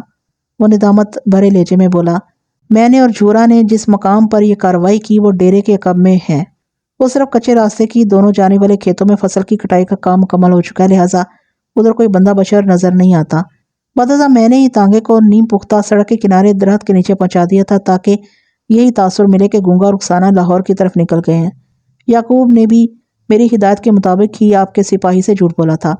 صبح ہو جائے پھر میں اس متروک کنویں سے گونگا پہلوان کی لاش نکلوا لوں گا، میں نے کرخت لہجے میں کہا۔ پھر پوچھا، یہ بتاؤ گونگا پہلوان سے تمہاری ایسی کیا دشمنی تھی کہ تم نے اس کی جان لے لی؟ اور میں یہ بھی جاننا چاہتا ہوں کہ تم نے چودھری بشارت علی کی بیٹی کے ساتھ کیا کیا ہے؟ رخسانہ بھی 17 مئی کی صبح ہی سے غائب ہے۔ تھانے دار صاحب، میں تو حکم کا غلام ہوں، وہ عجیب سے لہجے میں بولا۔ میری نہ تو کسی سے دشمنی ہے اور نہ ہی کسی سے دوستی۔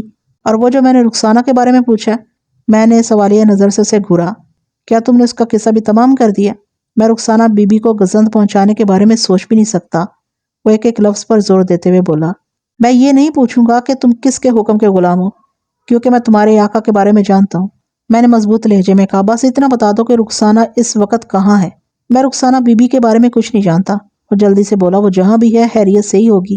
جب تم نے گونگا کو جھورا کی مدد سے ٹھکانے لگایا تو اس وقت رخسانہ گونگا کے ساتھ ہی تھی، تمہیں پتہ ہونا چاہیے کہ وہ تانگے سے اتر کر کہاں گئی تھی۔ میں اپنے آقا کی حکم کی تعمیل میں لگ گیا تھا، وہ سپاٹ آواز میں بولا۔ میں نے رخسانہ بی بی پر دھیان نہیں دیا، اور یہی سچ ہے، یقین کریں یا نہ کریں یہ آپ کی مرضی ہے۔ تمہیں یہ تو یقین ہے نا کہ رخسانہ زندہ ہوگی؟ جی تھانے دار صاحب، وہ پروسوک انداز میں بولا۔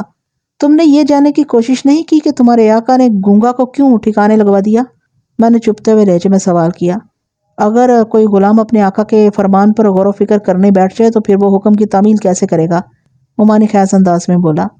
کیا تمہیں کچھ اندازہ بھی ہے کہ تمہاری یہ پراسرار گفتگو چودھری بشارت علی کو بہت بڑی مشکل میں ڈالنے والی ہے؟ میں نے اس کی آنکھوں میں آنکھیں ڈال کر پوچھا۔ تم نے جو بھی کہا وہ تمہارے آقا کے خلاف جائے گا، کیونکہ تم نے اپنے آقا کے حکم پر گونگا پہلوان کو موت کے گھاٹ اتارا ہے۔ تھانے دار صاحب، اب کیسی باتیں کر رہے ہیں؟ وہ الجھن زدہ نظر سے مجھے دیکھتے ہوئے بولا۔ میں نے آپ سے یہ کب کہا کہ میں نے گونگا کو چودھری بشارت علی کے حکم پر قتل کر کے متروک کنویں میں پھینک دیا ہے؟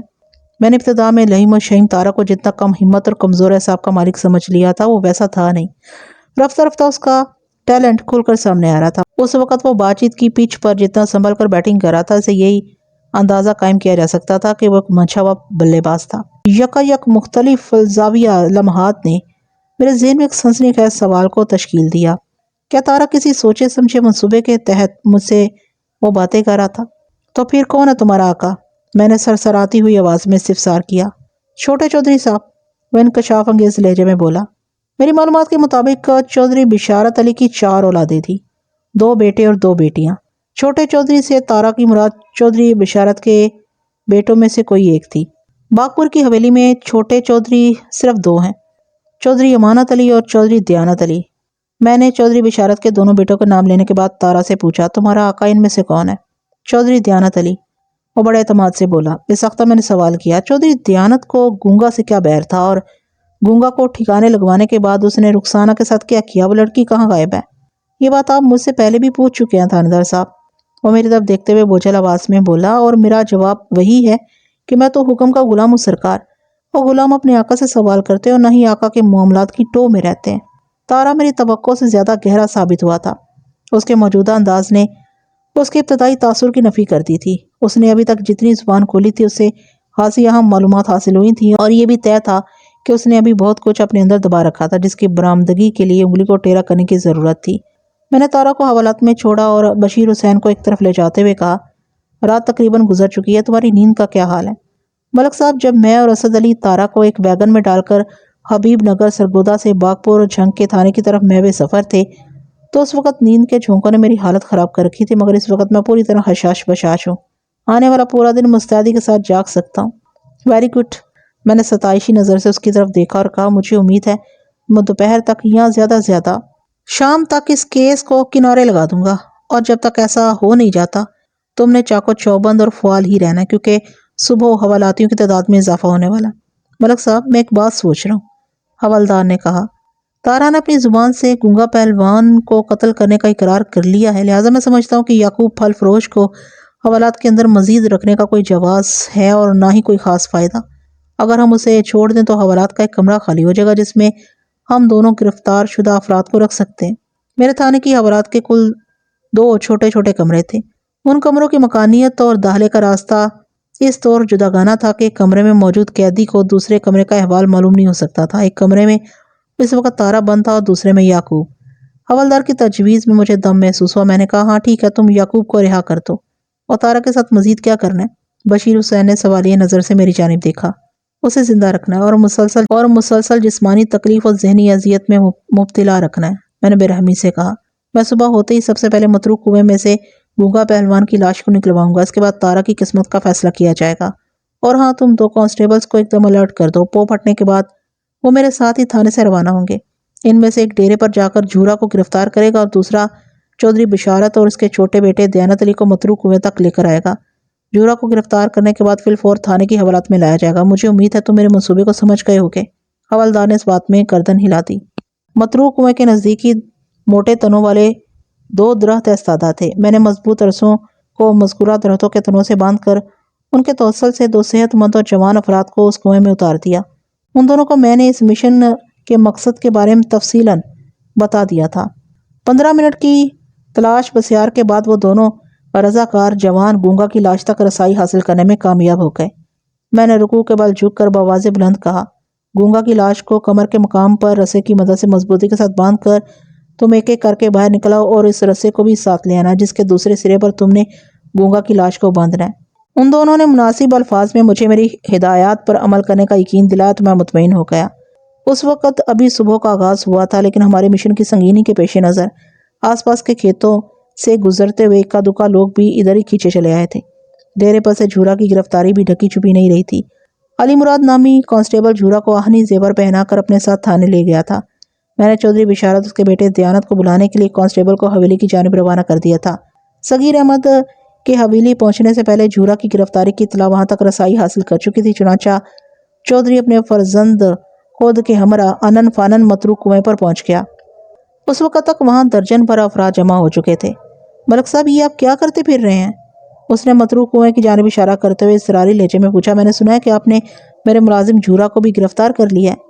چودھری کی آمد تک کنویں میں اترنے والے دونوں جوان باہر نکل آئے تھے۔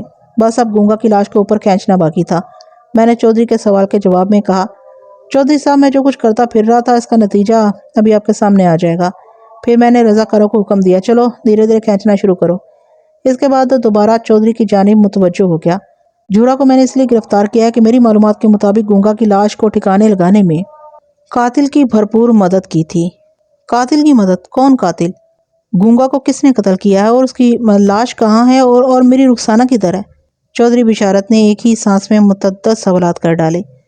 اس دوران میں ٹٹولنے والی نظر سے مسلسل چودھری دیانت علی کو گھور رہا تھا۔ وہ بھولی صورت والا ایک دراز قامت اور قدرے فربا نوجوان تھا۔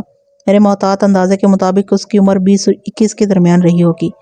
تارا نے اپنے آقا یعنی چھوٹے چودھری دیانت علی کے بارے میں مجھے جو کچھ بتایا تھا وہ میرے ذہن میں تازہ بتازہ تھا، لیکن حیرت انگیز طور پر مجھے دیانت کے چہرے پر ایسا کوئی تاثر نظر نہیں آیا جو اس کا موجودہ معاملے میں ملوث ہونا ثابت کرتا ہو۔ یا تو تارا نے دیانت کے حوالے سے غلط بیانی کی تھی یا پھر چھوٹا چودھری بلا کا اداکار تھا۔ میں نے اسے مسلسل نگاہ میں رکھتے ہوئے بڑے چودھری سے کہا، گونگا کی لاش ابھی آپ کے سامنے اس کنویں سے برآمد ہونے ہی والی ہے اور اس کے قاتل کو میں نے پچھلی رات ہی گرفتار کر لیا تھا۔ قاتل نے اپنے جرم کا اقبال کر لیا اور بتایا کہ گونگا کی لاش کو ٹھکانے لگانے میں جھورا نے اس کی مدد کی تھی۔ اسی کی نشاندہی پر میں نے یہ مشن متروک کنواں شروع کر رکھا ہے۔ گونگا کی لاش کو پوسٹ مارٹم کے لیے سرکاری اسپتال بھجوانے کے بعد ہم سب تھانے چلیں گے۔ وہاں میں آپ کی قاتل سے ملاقات کرواؤں گا اور آپ کے سامنے ہی قاتل سے یہ معلوم کرنے کی کوشش کروں گا کہ رخسانہ بی بی کہاں ہے۔ میں نے یہ سب کچھ نہایت ہی ٹھہرے ہوئے انداز میں کہا تھا۔